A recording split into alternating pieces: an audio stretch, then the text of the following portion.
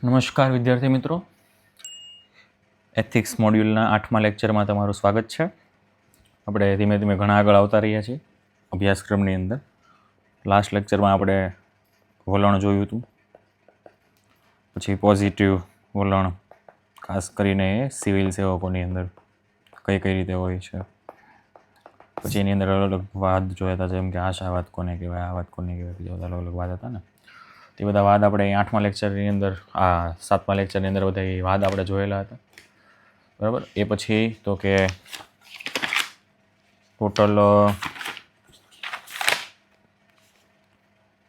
આશાવાદ, અનુકૂલનશીલતા, સહાનુભૂતિ, સ્થિતિસ્થાપકતા, જવાબદેહી, સર્જનાત્મકતા એ બધું જોયું હતું. પછી તો કે એટીટ્યુડના ફંક્શન જોયા હતા, એની અંદર સ્મિથના કાર્યો જોયા હતા, કેટ્સના કાર્યો જોયા હતા. પછી તો કે એટીટ્યુડ ફોર્મેશન કઈ રીતે, વલણ, એટીટ્યુડ મતલબ વલણ ચેન્જ કરવાની અંદર શું રહેલું છે, તો કે સમજાવટ, સામાજિક પ્રભાવ, જ્ઞાનાત્મક વિસંવાદિતા, ભાવનાત્મકતા. પછી તો કે એક તો જ્ઞાનાત્મકતા એક ખાસ હતું. પછી તો કે અલગ અલગ એક મોડલ જોયા હતા કે વલણ પરિવર્તનના મોડલ કયા કયા હોય, બરાબર. આપણે મોડલ જોયા હતા. મોડલની અંદર ત્રણ મોડલ જોયા હતા. એક પહેલું હતું એક તો વિસ્તૃત સંભાવના મોડલ, બરાબર છે. બીજું હતું હ્યુરિસ્ટિક સિસ્ટેમેટિક મોડલ, અને ત્રીજું હતું વિસ્તૃત સમાંતર પ્રક્રિયા મોડલ, બરાબર. આ ત્રણ મોડલ જોયા હતા. માઇન્ડ મેપ જોઈ લઈએ. આ પોઝિટિવ વલણનો માઇન્ડ મેપ છે.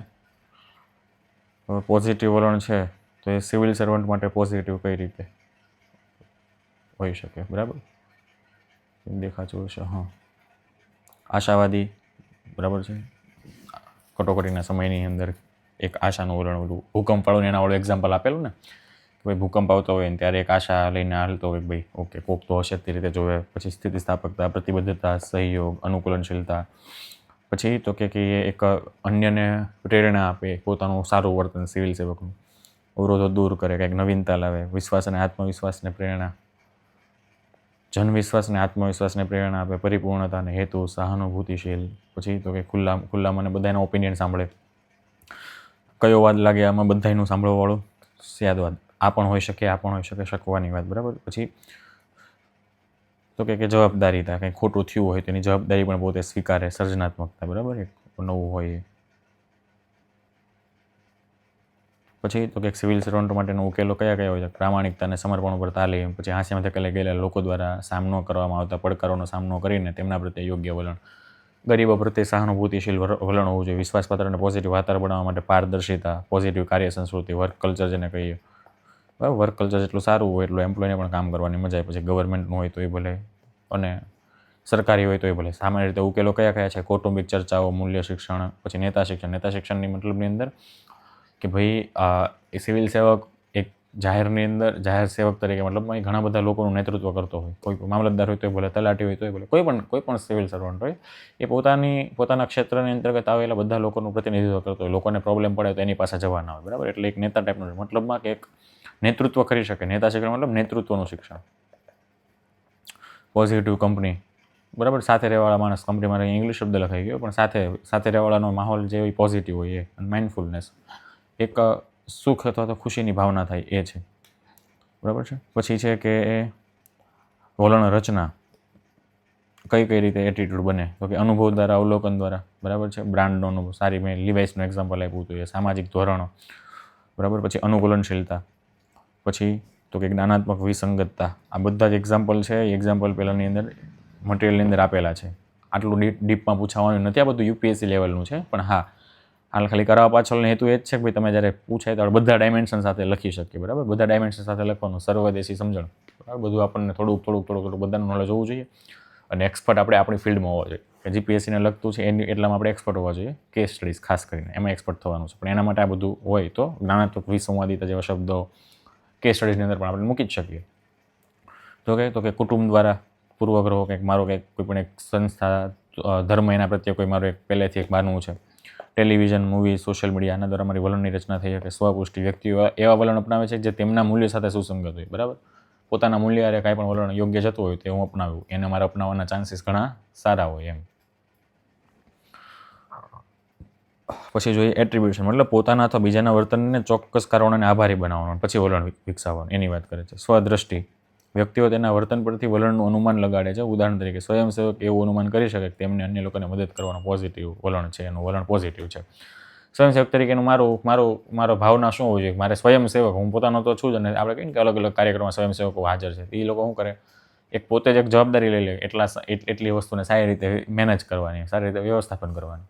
પછી સમજાવટ, આજના લેક્ચરમાં આપણે સમજાવટની એ બધા કોન્સેપ્ટ જ જોવાના છે, સમજાવટ કોને કહેવાય છે તે છે.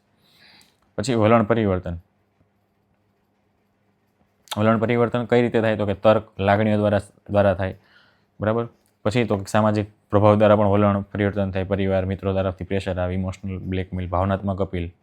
આ તરીકે ઇમોશનલ બ્લેકમેલ હોળી એ ભાવનાત્મક અપીલ એન્ડરસને આપેલું હતું, બરાબર. પ્રેમ, ભય, ગુસ્સો, ઉત્તેજના, આ અલગ અલગ ભાવના, સામેવાળાની ભાવના અથવા તો પોતાના મનની ભાવનાને આધારે મારું વલણમાં પરિવર્તન આવે, બરાબર. પછી અસરકારક આગાહી, કાંઈક એવો ઠોસ વસ્તુ કાં તો એવી ઠોસ આગાહી મારી પાસે, એના કારણે મારું વર્તનમાં ચેન્જ આવે. જેમ કે નોટબંધીનું લઈ લો, 8 વાગ્યા પહેલાં મારા મતમાં એ નોટ જે 500,000ની નોટનું બહુ મૂલ્ય હતું, 8 વાગ્યા પછી એનું મૂલ્ય કાંઈ ના રહ્યું, એમ કે આ તો ચાલવા નથી, નવી આવશે, એના જેવું.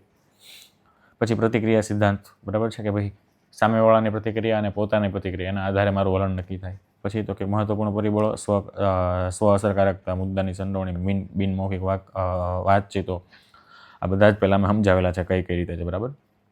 એ જ વસ્તુ છે કે જે આપણે કાલે ડિટેલ્સમાં ડિસ્કસ કરેલું હતું, બસ એ જ છે, પણ એને વધારે પડતા, મતલબ એકની એક વાત વધારે શબ્દોમાં કહે, જેથી 10 પોઈન્ટ ગોખીને જાઓ તો 5 પોઈન્ટ ત્યાં યાદ આવે. આપણી પાસે 5 પોઈન્ટ રેડી હોવો જોઈએ, એટલા માટે બધું કરેલું છે, બરાબર. શિક્ષણ અને જ્ઞાનથી વલણ પરિવર્તન આવે. વિવિધતાનો સંપર્ક, મુસાફરી. વિવિધતાના સંપર્કની અંદર એવું આપણે એક એક્ઝામ્પલ અલગ અલગ પેલું કહેવાય ને કે ધર્મને લઈને પણ કીધું હતું. ખાલી એક આપણા ધર્મના જ મૂલ્ય ખબર, એવું નહીં, બધાના ધર્મના મૂલ્ય લઈને ચાલો. બીજું એક્ઝામ્પલ મુસાફરી દ્વારા છે. મુસાફરી કરતા હોય તો ત્યાં તમને ઘણું બધું અલગ અલગ મળે. તમને એમ કીધું તો તૈયારી તમે ઘરે રહીને કરો, દિલ્હી અને ગાંધીનગર જઈને કરો, કેટલો ફરક પડે, એના જેવું છે. પછી સ્વવાર્તા, વ્યક્તિગત ચિંતન, બરાબર છે. પછી તો એક પ્રતિનિધિ તરીકે બીજાઓના અનુભવોનું અવલોકન કરીને વલણ બદલવું, બરાબર. જેમ કે મિત્રનો અનુભવ સાંભળ્યા પછી સ્વયંસેવા પ્રત્યે પોઝિટિવ વલણ આપણું આવી જાય. આ એક જાતનું પેલું ભાવનાત્મક થઈ ગયું, બરાબર. ભાવનાત્મક આમ આવી ગયું. પછી તો કે જ્ઞાનાત્મક પુનર્ગઠન અથવા વિચારો બદલવા, બરાબર. જાહેર બોલવાના પક્ષમાં વિચારો બદલવા, મતલબમાં કંઈ પોતાના આપણી પાસે જે નોલેજ છે એના આધારે મારે વિચારોની અંદર કંઈક ફેરફાર કરવો, એ બધી વસ્તુ. પછી વ્યક્તિગત અનુભવ દ્વારા, ભૂતકાળમાં કંઈ એવા અનુભવ થઈ ગયેલા હોય કાં તો બીજાના અનુભવ પરથી શીખતા હોઈએ આપણે, બરાબર. એની સાથે આવું થયેલું, મારી સાથે પણ કદાચ આવું થઈ શકે, તો એવું ન થાય એના માટે હું કંઈક કરું, બરાબર. એ વસ્તુ છે. પછી તો કે આજે આપણે જોવાનું છે કે વલણ અને વર્તન આ બંને સાથે વધારે પડતી સુસંગતતા કઈ રીતે છે, અથવા તો એકબીજા સાથે ડિપેન્ડન્સી કઈ રીતની છે, કાં તો એકબીજા સાથે કઈ રીતે જોડાયેલા છે. આદર્શ રીતે સકારાત્મક વલણ સકારાત્મક વર્તન દર્શાવે છે. જે રીતનું મારું વલણ એ મારા વર્તનમાં દેખાવાનું છે. જો કે કેટલાક કિસ્સાઓમાં તંદુરસ્ત વલણ હાનિકારક વર્તન તરફ, તંદુરસ્ત વલણ હોય, મતલબમાં એક મારું ફિક્સ વલણ જ હોય કે ભાઈ હું મારા સિદ્ધાંતોથી હટીશ નહીં, તો ક્યારેક હાનિકારક વર્તન તરફ દોરી જાય છે. આપણે કહીએ ને કટોકટી કાં તો આપાતકાલીન સ્થિતિની અંદર આપણે આપણા મૂલ્યોને સાઈડ પર રાખીને દયા ભાવના જેવા બીજા જે સમયની માંગ હોય એને અનુસરવું જોઈએ. પણ ઘણા એ લોકો હોય પોતાના મૂલ્ય સાથે રહે, જેમ કે યુધિષ્ઠિર હતા. પછી ભીષ્મ હતા. ભીષ્મની પ્રતિજ્ઞા હતી, યુધિષ્ઠિરની સત્ય બોલવાની પ્રતિજ્ઞા હતી. તો કે કેમ પેલો અસ્વસ્થતામાં વખતે એમણે અર્ધ સત્ય બોલ્યા હતા. જ્યારે ભીષ્મની પ્રતિજ્ઞા હતી તો એ કૌરવોના પક્ષમાં રહીને જ યુદ્ધ લડ્યા, બરાબર. એક પ્રતિજ્ઞાના કારણે એનું વલણ એવું હતું. પછી વલણ અને વર્તન વચ્ચેની અસંગતતાઓ દર્શાવવાથી વર્તનને પુનર્દિશામાન કરી શકાય છે. કઈ રીતે? કે વલણ અને આપણે એબી કન્સિસ્ટન્સીની વાત આજે કરશું, એટીટ્યુડ, બિહેવિયર, કન્સિસ્ટન્સી, બરાબર. અને ગઈ વખતે આપણે એટીટ્યુડ, બિહેવિયર ને આપણે એબીસી મોડલ એક જોયું હતું. આને એબી કન્સિસ્ટન્સી કહેવાય ઇંગ્લિશની અંદર, બરાબર. કે એટીટ્યુડ અને બિહેવિયર એકબીજા સાથે કઈ રીતે સંગત, એકબીજા સાથે કઈ રીતે જોડાયેલા છે. કન્સિસ્ટન્સી એ એટીટ્યુડ અને બિહેવિયર કઈ રીતે જોડાયેલા છે. અહીંયા આપણે ઇનકન્સિસ્ટન્સીની વાત કરીએ છીએ, અસંગતતાની વાત કરીએ છીએ. વલણ અને વર્તન આ બંને વચ્ચે જો અસંગતતાઓ હોય તો આની અંદરથી વલણ ઝડપથી બદલાશે કે વર્તન ઝડપથી બદલાશે? તો કે વર્તન બદલાશે. શું કામ? કારણ કે વલણ એ પહેલેથી ઘર કરી ગયેલું છે. વલણો બદલવા પર ધ્યાન કેન્દ્રિત કરવા માટેની ઘણી પદ્ધતિઓ છે, જેમ કે જ્ઞાનાત્મક ઉપચાર, કોગ્નિટિવ થેરાપી, કે લોજિકલ વાત કરવાની, અતાર્કિક વિચારસરણી છે ને બદલવાનો પ્રયાસ કરવાનો. કઈ રીતે? જ્ઞાનાત્મક ઉપસાર મતલબમાં કે મારું વલણ કોઈ વસ્તુ પ્રત્યેનું છે, તો એ વસ્તુ પ્રત્યેના વલણને મારે જો ચેન્જ કરવું હોય તો પહેલી વસ્તુ મને નોલેજ આપી દો. નોલેજ કઈ? એ મારી એ ફિલ્ડનું નોલેજ આપી દો. એ ફિલ્ડનું જે પણ ફિલ્ડનું મારે, એક મિનિટ હો,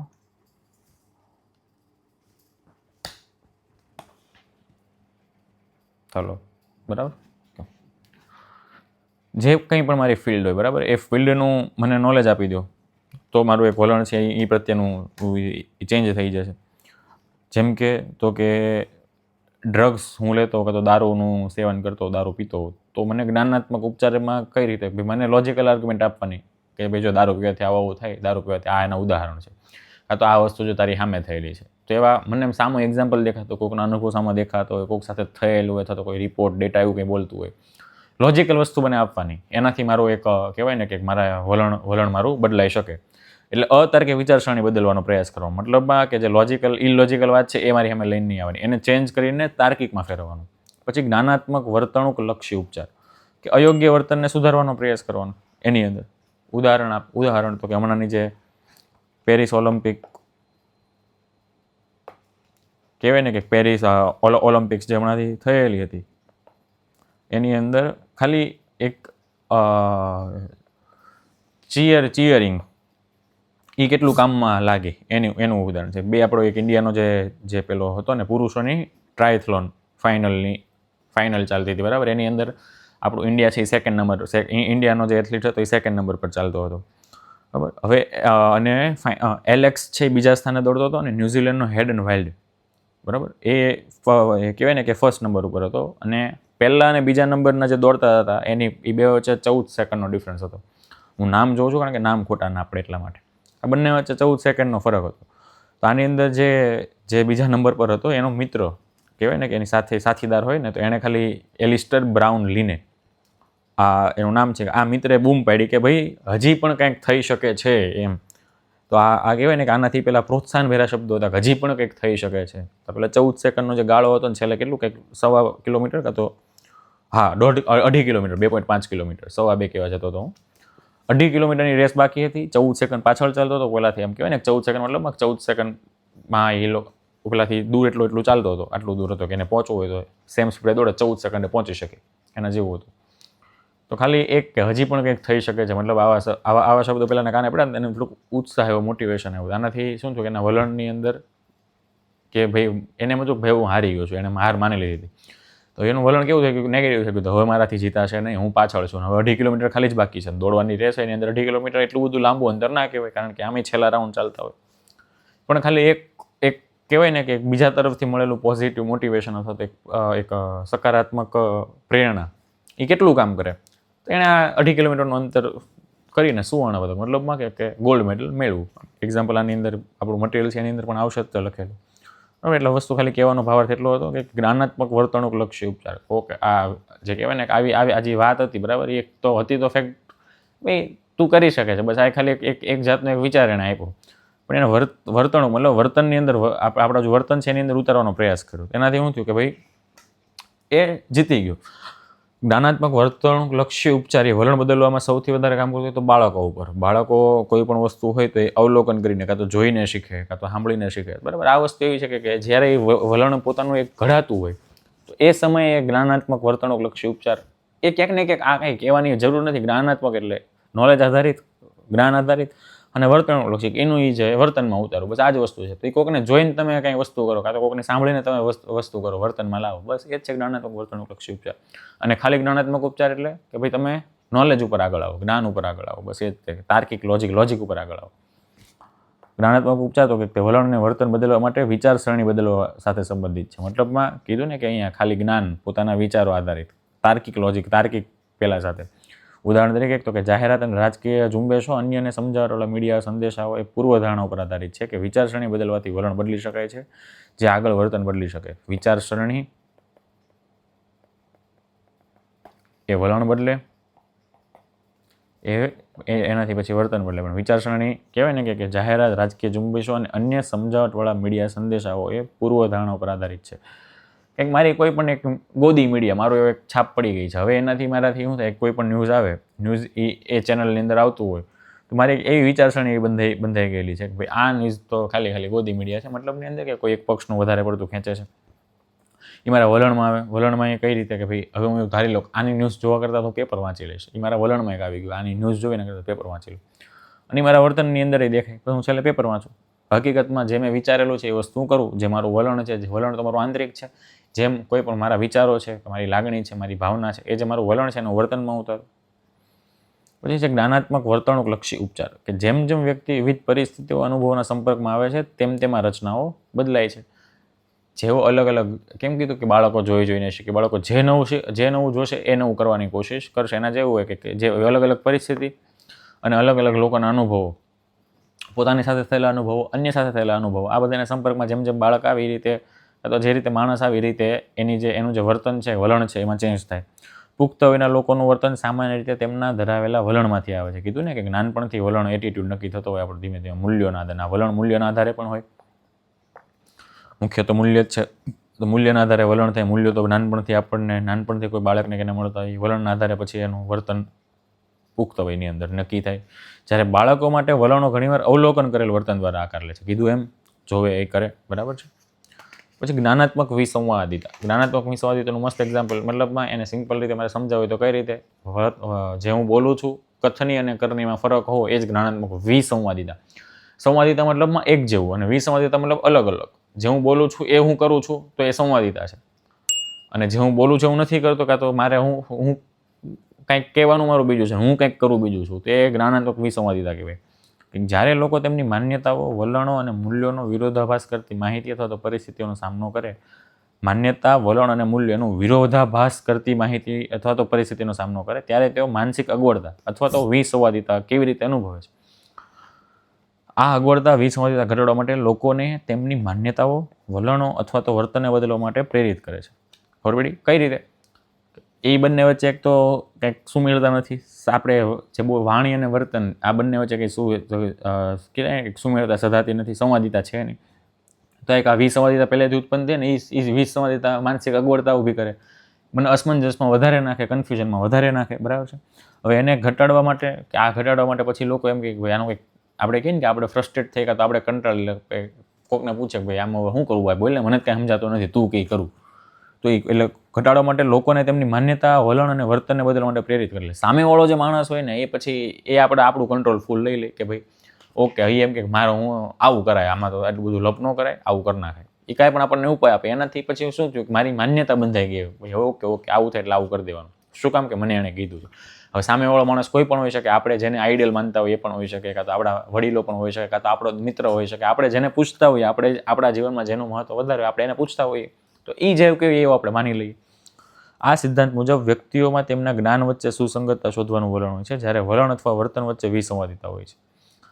કે પોતાનું જે નોલેજ છે એને તો યુઝ કરવાનો જ છે, એની સાથે સુસંગતતા છે, જ્ઞાન વચ્ચે સુસંગતતા છે. સિદ્ધાંતમાં વ્યક્તિઓમાં તેના જ્ઞાન વચ્ચે સુસંગતતા હોય કે ભાઈ સામેવાળાએ કંઈ કીધું હશે તો એક જ્ઞાન વચ્ચે સુસંગતતાનો મતલબ એવો થયો કે હું કાંઈ મારું કાર્ય કરું છું તો એ મેં ક્યાંક એની પાછળનું જે મારું નોલેજ છે એને તો મેં એપ્લાય કરેલું છે, પણ તેમ છતાં મને ખબર નથી પડતી, ત્યારે હું લઉં છું. એટલે વલણ અને વર્તન વચ્ચે વિસંવાદિતા હોય છે, ત્યારે વિસંવાદિતાને દૂર કરવા માટે કંઈક બદલવું આવશ્યક છે. કારણ કે બધું એક કહેવાય ને કે સુમેળતા ભરેલું વર્તન અને વલણ બંને સુમેળતા ભરેલું હોય તો આ માનસિક અગવડ જે આપણને થાય છે, બરાબર, એ ન થાય. વલણ અને વર્તન વચ્ચે વિસંવાદિતા છે એટલા માટે જ આપણને માનસિક અગવડતા થાય છે. જો વલણ અને વર્તન વચ્ચેની વિસંવાદિતા નીકળી જાય, દૂર થઈ જાય, તો આપણને આ માનસિક અગવડતા ન રહે, તો આપણે એક સ્વસ્થ મગજથી કાં તો સ્વચ્છ આપણા કહેવાય ને કે એક જાતના ખુલ્લા મનથી આપણે કોઈ પણ નિર્ણય લઈએ, તો એ વસ્તુ છે કે પહેલાં વિસંવાદિતાને દૂર કરવાની જરૂર છે, એના જેવું છે. પછી તો કે આનું એક્ઝામ્પલ જો આપણે જોવું હોય તો કે એક સિદ્ધાંત છે આયોજિત વર્તનનો સિદ્ધાંત.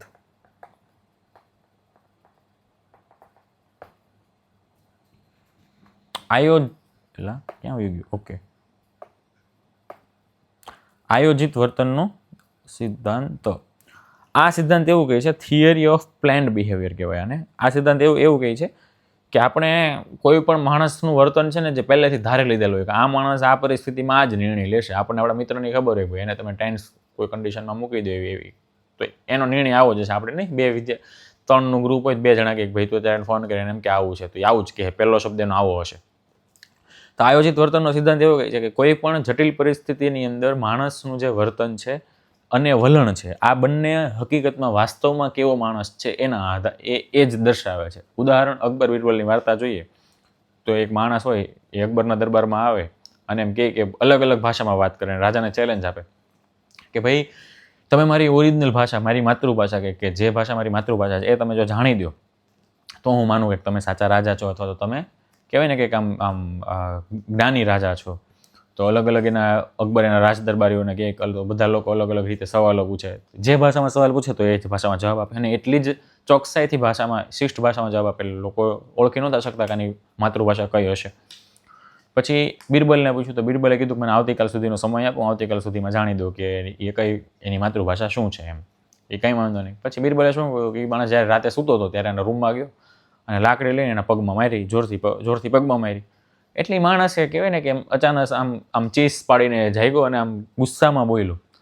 તો જ્યારે માણસ પહેલાં કહેવાય ને કે એક તો ઊંઘમાંથી ઉઠ્યો હતો, હજી એ કંઈ વિચારે કે એવું કરી, પહેલાં તો વાગી ગયું હતું. એટલે કરોડરજ્જુમાંથી કહેવાય ને કે સંદેશો ગયો મગજ સુધી, મગજે તરત રાઈડ નાખીને પછી પોતાની માતૃભાષામાંથી શબ્દો નીકળી ગયા. તો અકબરે બિરબલે એનાથી સાંભળી લીધા. બીજા દિવસે આવ્યો દરબારમાં અને રાજા સમક્ષ એણે ઊભો હતો પેલો ભાઈ, કીધું મને કયો, એણે કીધી કે તમારી માતૃભાષા આ છે. તો પેલા એ માનવી પડી કારણ કે સાચું હતું. પછી ત્યારે એટલે આ કેસ સ્ટડી, મતલબ આ વાર્તાનો સાર શું છે કે ભાઈ આયોજિત વર્તન હોય, આયોજિત વર્તન મતલબમાં કોઈક કેવું વર્તન, કાં તો ટેન્સ પરિસ્થિતિમાં એનું વર્તન કેવું હશે એ પહેલેથી જ નક્કી હોય છે, અને આપણે એના આધારે આપણી માન્યતાઓ બાંધેલી હોય છે કે આ માણસ પ્રત્યેની મારી માન્યતા આવી છે, આ માણસ પ્રત્યેની મારી માન્યતા આવી છે. બરાબર. એના પછી આપણે જોઈએ કે રાજકીય વલણ, પોલિટિકલ એટીટ્યુડ જોવાનું હતું. બરાબર છે.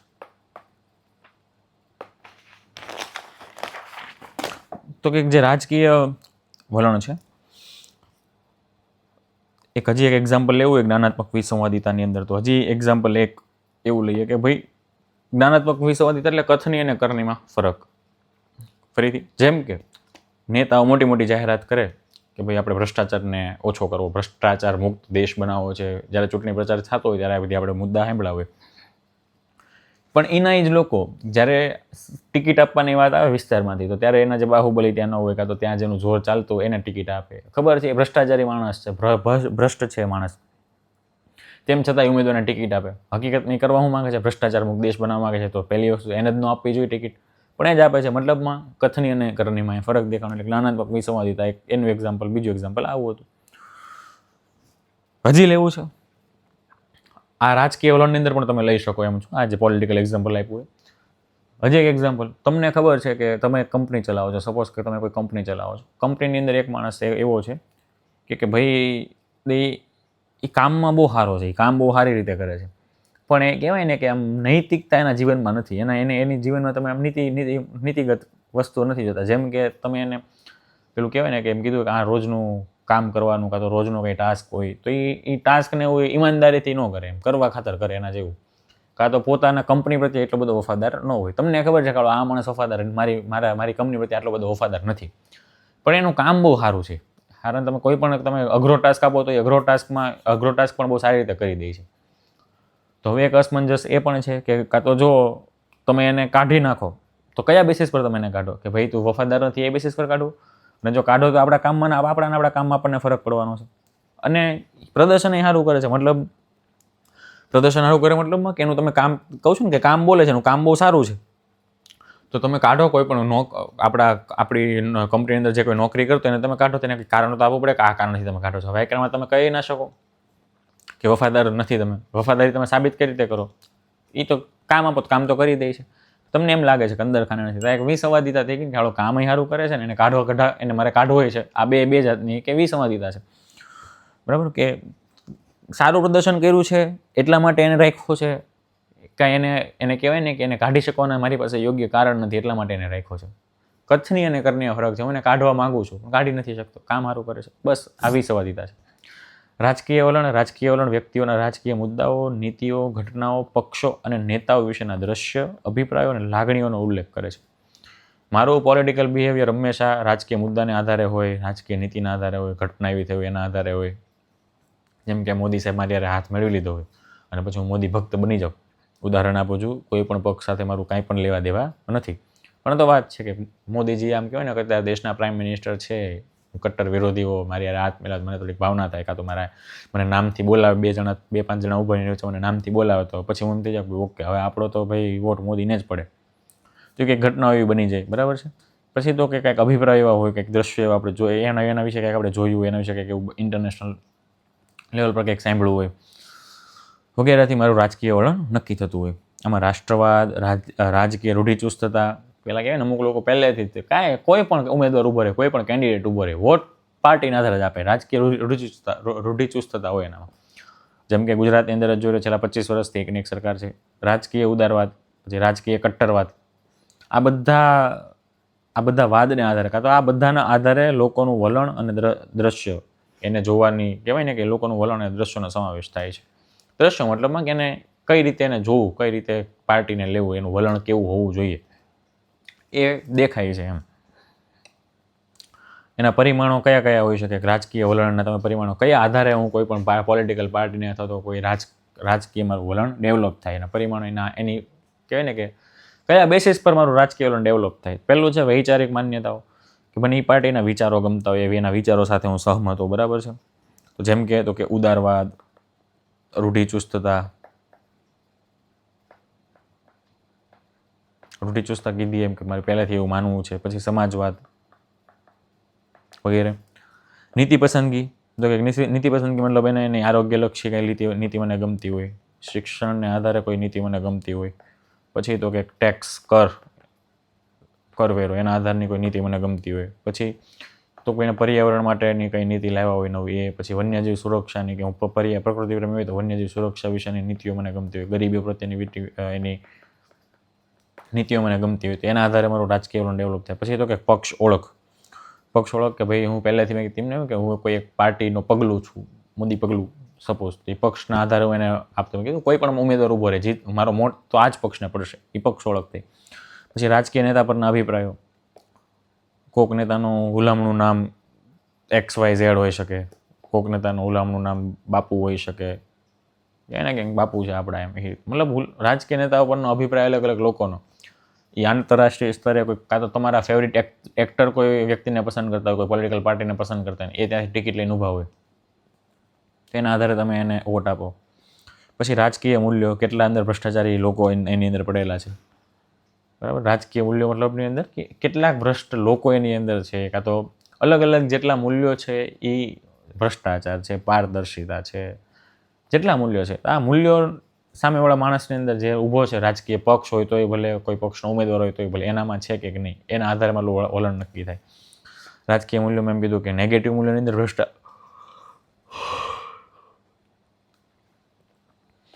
નેગેટિવ મૂલ્યોમાં મેં કીધું એમ ભ્રષ્ટાચાર આવશે, બરાબર. અસમાનતા આવી જાય, પછી જાતિવાદ આવી જાય, આ બધા વાદ આવી જાય. પછી તો કે પોઝિટિવ સાઈડની અંદર તો કંઈક સમાનતાના મૂલ્યો, સ્વતંત્રતાના મૂલ્યો, ન્યાય, આ બધા મૂલ્યો, આ બધા પોઝિટિવ છે. આના આધારે મારું વલણ નક્કી થાય. રાજકીય ભાગીદારી પ્રત્યેનું વલણ, કે ભાઈ રાજકીય ભાગીદારીની અંદર આપણે જોઈએ તો કે મતદાન છે, વિરોધ છે, પ્રચાર પ્રસાર છે વગેરે જેવા સ્વરૂપો છે. તો એના આધારે રાજકીય ભાગીદારી, મારી ભાગીદારી અથવા તો સામાન્ય લોકોની ભાગીદારી કઈ રીતે, એના કેમ્પેનિંગ કેટલા મતલબ કહેવાય ને કે આમ ગ્રાઉન્ડ ટુવર્ડ મતલબ ગ્રાસરૂટ લેવલ પરના છે, એના આધારે એમાં જોડાવ. રાજકીય ભાગીદારીમાં જેમ કે મારા વિસ્તારનો કોર્પોરેટર હોય તો એ કહેવાય ને કે વર્ષની અંદર 2 થી 3 વાર મારી સોસાયટીની મિટિંગ ભરતો હોય, કાં તો સોસાયટીની મિટિંગ બોલાવડો, એની અંદર મારા સોસાયટીના પ્રશ્ન સાંભળતો હોય, એને હલ કરતો હોય, તો એ રાજકીય ભાગીદારી થઈ ગઈ. એના કારણે મારું વલણ નક્કી થાય, બરાબર. તો આ બધા વલણના પરિમાણો છે. પછી ડ્રાઇટ્રીચ વોન હિલ્ડેબ્રાન્ડના નૈતિક વલણ, આ એક માણસ હતો. આ માણસે જે નૈતિક વલણ, એટીટ્યુડ વિશે વાત કરી, એના આધારે નામ યાદ રાખવાની જરૂર નથી અને આટલું ડીપમાં પૂછાવાનું પણ નથી, પણ આ તો વધારે સારી રીતે ક્લિયર થાય એના માટે આપણે ભણીએ છીએ બધું.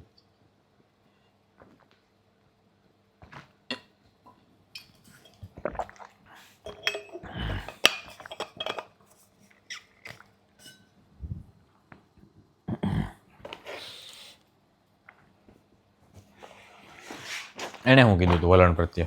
એણે કીધું હતું નૈતિક વલણ એ લાગણીઓ, માન્યતાઓ અને દૃષ્ટિકોણ છે જે શું સાચું છે અને શું ખોટું છે તેની આપણી સમજને માર્ગદર્શન આપે છે. સાચા ખોટાની માર્ગદર્શકતા એ નૈતિક વલણના આધારે થાય છે. એવું નૈતિક વલણ શું છે કે લાગણીઓ, માન્યતા અને દૃષ્ટિકોણ છે કે જે શું સાચું છે અને શું ખોટું છે એની આપણી સમજને માર્ગદર્શન આપે. સાચા ખોટાનો ભેદ કરવાની આપણી સમજ છે એને લાગણી અને માન્યતા અને દૃષ્ટિકોણ, આ બધું એ નૈતિક વલણની અંદર સમાવેશ થાય છે. સાચું ખોટું મારે કયા આધારે નક્કી કરવું.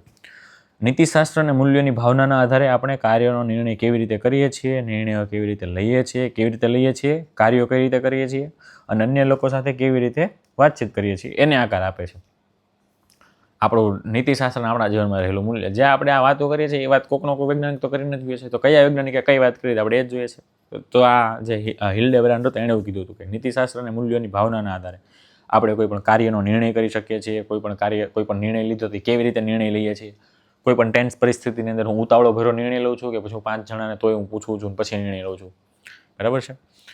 પછી તો કે અન્ય લોકો સાથે હું કઈ રીતે વાતચીત કરું છું. હંમેશા તમારા મૂલ્યો તમે તમારા કરતાં જે કહેવાય ને કે જેનું લેવલ ઓછું છે, જે તમારા કરતાં એક સ્ટેપ પાછળ છે, એની સાથેનું તમારું વર્તન કેવું છે એ જ તમારા મૂલ્યો દર્શાવે છે. જેમ કે ઉદાહરણ તરીકે કોઈ પણ મારી ફેકલ્ટી હોય, સર સાથેનો મારો વ્યવહાર હોય, કાં તો કોઈ આઈએએસ અધિકારી, કોઈ પણ મારાથી મોટા લોકો હોય, એ ઉંમરમાં હોય તોય ભલે અથવા તો નોલેજમાં હોય તોય ભલે, હું એની સાથે કઈ રીતની વાત કરું છું. જેમ કે મારાથી નાની ઉંમરના કોઈ સર સામે હોય તો હું પણ એમને માન દઈને બોલાવીશ.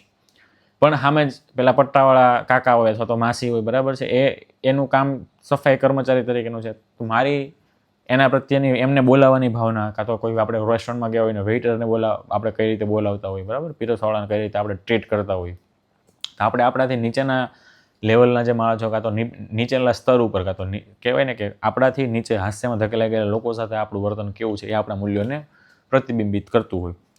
વોલ હિલ્ડેબ્રાન્ડે વ્યક્તિગત અને નૈતિક મૂલ્યોના મહત્વ પર ભાર મૂકેલો. મુખ્યત્વે નૈતિક મૂલ્યો એ કયા જે કે શું સાચું અને શું ખોટું નક્કી કરવાની અંદર તમે કોઈ પણ મૂલ્યને ધ્યાનમાં લેતા હો નૈતિક મૂલ્યોમાં. જેમ કે એ સત્યનિષ્ઠતા હોય, પછી તો કંઈક મૂલ્યનિષ્ઠતા હોય, પ્રામાણિકતા હોય, આ બધા જે મૂલ્યો છે એ નૈતિક મૂલ્યો એના ઉપર ભાર આપ્યો ને વ્યક્તિગત મૂલ્યો, મારા કયા મૂલ્યમાં મારું માનવું છે એના આધારે, બરાબર. એ પછી જોઈએ હવે આપણે અલગ અલગ પેલા કહેવાય ને કે આજે આદર છે, પછી માન સન્માન વગેરે વગેરે બધા એ શબ્દો જોવાના છે કે આદર કોને કહેવાય. અને આ બધું જ પેલા આ જે છે ને ડાયટીચ વોલ હિલ્ડેબ્રાન્ડ એણે કીધું હતું, જે બધા મૂલ્યો કીધા ને વ્યક્તિગત નૈતિક મૂલ્યો, તો આ બધા એના વચ્ચેનો ડિફરન્સ હતો. તો એ મૂલ્યો કયા કયા છે એ મૂલ્યો આપણે જોઈ લઈએ ફટાફટ એકવાર. કે આદર એટલે ઇંગ્લિશમાં ને કહેવાય રેવરન્સ, એની જરૂર નહીં પડે પણ આ તો વાત છે. આદર તો કે આમ આપણી એ ક્યાંક ને ક્યાંક ઊંડાણપૂર્વક રહેલી માન સન્માનની ભાવના. આ માન સન્માન અન્યને આપવા માટેની, અન્ય માટેની, મતલબમાં બીજાને મારે માન સન્માન જે આપતો હોય, બરાબર, તો એ કેટલાક મતલબમાં એ કોને આધારે? આદર હંમેશા ત્યારે જ નીકળે જ્યારે હું દિલથી કરતો હોય. મારે જો દેખાડો કરવો પડતો એ આદર જ છે. હું કહેવાય ને કે મોટા પેરેન્ટ્સને વડીલોને પગે નથી લાગતો, પણ મારા મમ્મી પપ્પા ઊભા હોય ત્યાં સુધી મને લાગી લઉં, કારણ કે ખબર છે કે હમણાં નહીં લાગુ તો હમણાં બધાની વચ્ચે કાં તો મને કહી દેશે, કાં તો ઘરે જઈને મને ઠપકો દેશે કે તારે પગે ન લગાય. એમ એ આદર પરાણે છે. પણ હું કોઈ પણ વડીલોને જઈને ઓટોમેટિક પગે લાગી લઉં છું, કાં તો એમની સાથે એમ કહેવાય ને કે આમ ઝૂકીને વાતચીત કરતો હોઉં છું ઇનડાયરેક્ટલી કોઈ પણ રીતે. કાં તો કોઈક આવ્યું હોય ને આદર મતલબમાં કે કોઈ મારાથી મોટું આવ્યું છે, હું મેટ્રોમાં જતો હોય, કોઈ મારાથી મોટું આવ્યું છે, હું એને મારી સીટ આપી દઉં, બસમાં જતો હોય સીટ આપી દઉં. તો કે આદર સન્માનની ભાવના છે, બરાબર, કે ઊંડાણમાં રહેલી માન સન્માનની ભાવના છે. બીજું તો કે આની અંદર બીજો એક ગુણ સામેલ છે નમ્રતાનો. નમ્રતાનો મતલબમાં કે કહેવાય ને કે આદર ત્યારે જ આવે કે મારો સ્વભાવ નમ્ર હોય, બીજા પ્રત્યે મારી ભાવના હોય નમ્ર ભાવના હોય. મારા જીવનમાં નમ્રતા હોય તો હું કોઈકને આદર સામે ચાલીને આપી શકું, બરાબર છે. એટલે એમાં અને આ નમ્રતા એ તે સૌથી પહેલો કહેવાય ને કે આ નિર્માનીપણું જેને કહેવાય, નિર્માનીપણું. મને માન સન્માન, પોતાના માન સન્માન કરતા એમ કહેતો હોય વડીલ લોકો આવે ને તો એને માન સન્માન આપવું, નિર્માની ભાવે. એની પાછળ એવું કંઈક ન હોય કે હું માન સન્માન આપીશ તો મને 4 લોકો હારો કે એ ભાવનાથી આપું છું, તો એ આદર નથી. એ તો તમે અટેન્શન સીકર કહેવાય. લોકો પાસેથી એક કહેવાય ને કે અટેન્શન લેવા માટે એ કામ કરતો હોય. નિર્માનીપણું કોને કહેવાય કે મારો એની પાછળ કોઈ સ્વાર્થ રહેલો નથી, બસ કે હું એમની વયના કારણે, કાં તો એમના ગુણોના કારણે, કાં તો એમની ઉંમરના કારણે હું એમનું માન આપું છું. બસ એ માન છે, નિર્માનીપણું છે. જેમ કે કોઈ ક્રિકેટર હોય, એ ક્રિકેટર જ્યારે રિટાયરમેન્ટ લેતો હોય તો આદરની ભાવના મતલબમાં કે જે સિનિયર ક્રિકેટર હોય એ રિટાયર લેતો હોય, બધા જુનિયર એક સાથે ભેગા થઈને એમને વિદાય પાર્ટી આપે.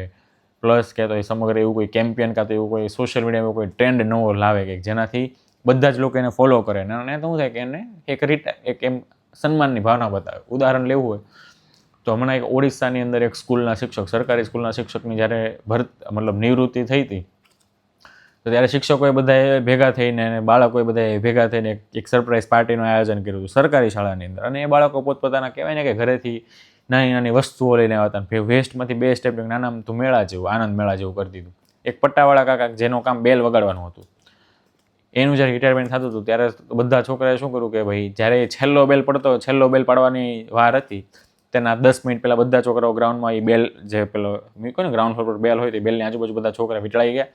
અને પછી એ કાકાએ બેલ વગાડી, બધાએ આમ એક સાથે ખુશી મનાવી હતી. આ વસ્તુ તમને લોકો પાયલટની અંદર જોવા મળે, જ્યારે ટ્રેન ચલાવતો હોય, બરાબર.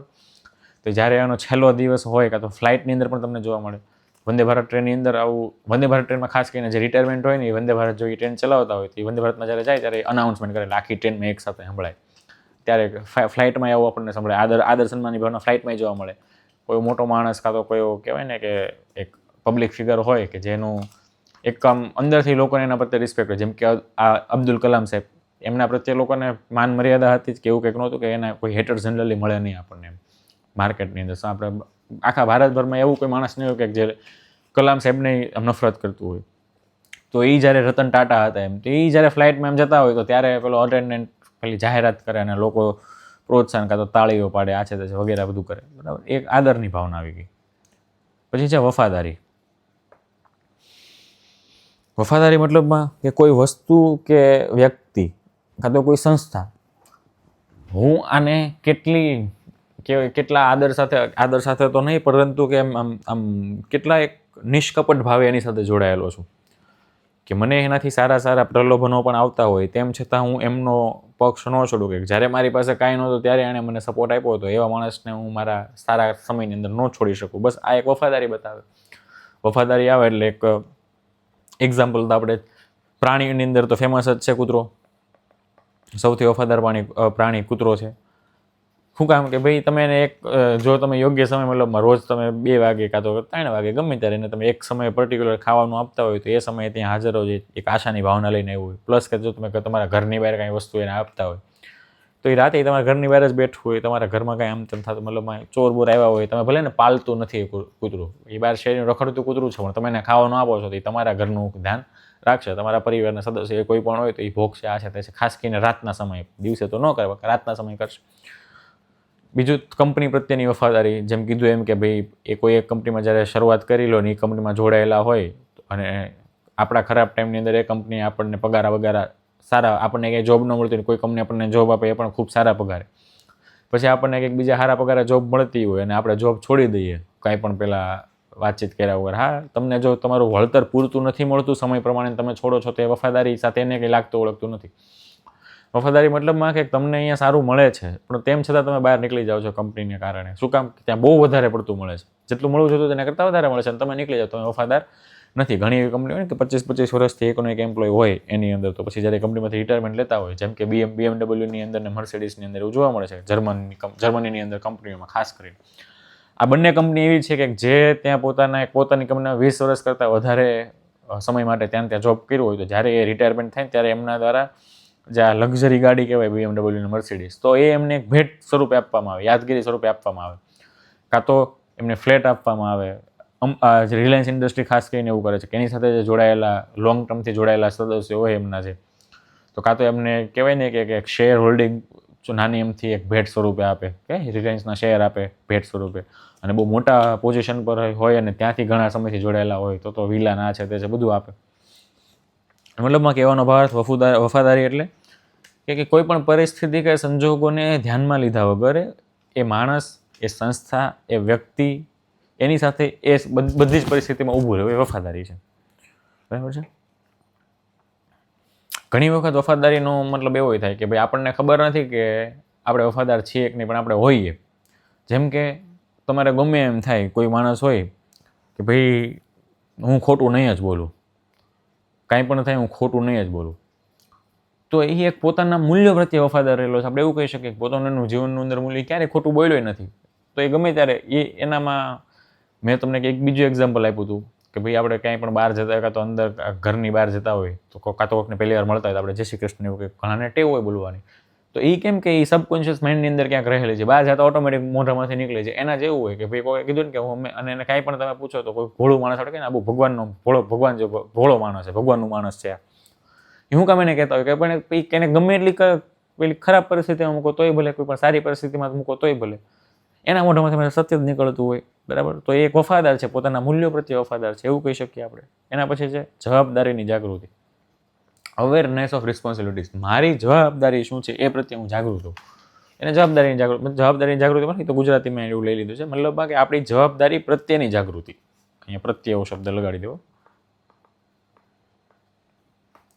જવાબદારી પ્રત્યે જાગૃતિ, મતલબ કે મારી કોઈ પણ જવાબદારી છે એના પ્રત્યે હું સંપૂર્ણપણે હું જાગૃત છું, અથવા તો વાકેફ રહેવું, બસ એ જ છે જવાબદારી પ્રત્યેની જાગૃતિ. ઉદાહરણ તરીકે સુપ્રીમ કોર્ટના ચીફ જસ્ટિસે દરેક ન્યાયાધીશને એવું કીધું કે ભાઈ આપણી એ કહેવાય ને કે આપણી જવાબદારી છે કે ભાઈ આપણે જે ન્યાય આપીએ, બરાબર છે, તો એ કાયદાને લઈને, સમાજને લઈને, નીતિશાસ્ત્રને લઈને ન્યાયસંગત હોય. ન્યાય સાથે ન્યાય એ સુસંગત હોય, એની સાથે નીતિશાસ્ત્ર અને કાયદા સાથે સુસંગત હોવો જોઈએ, એના આધારે આપણે ન્યાય આપીએ.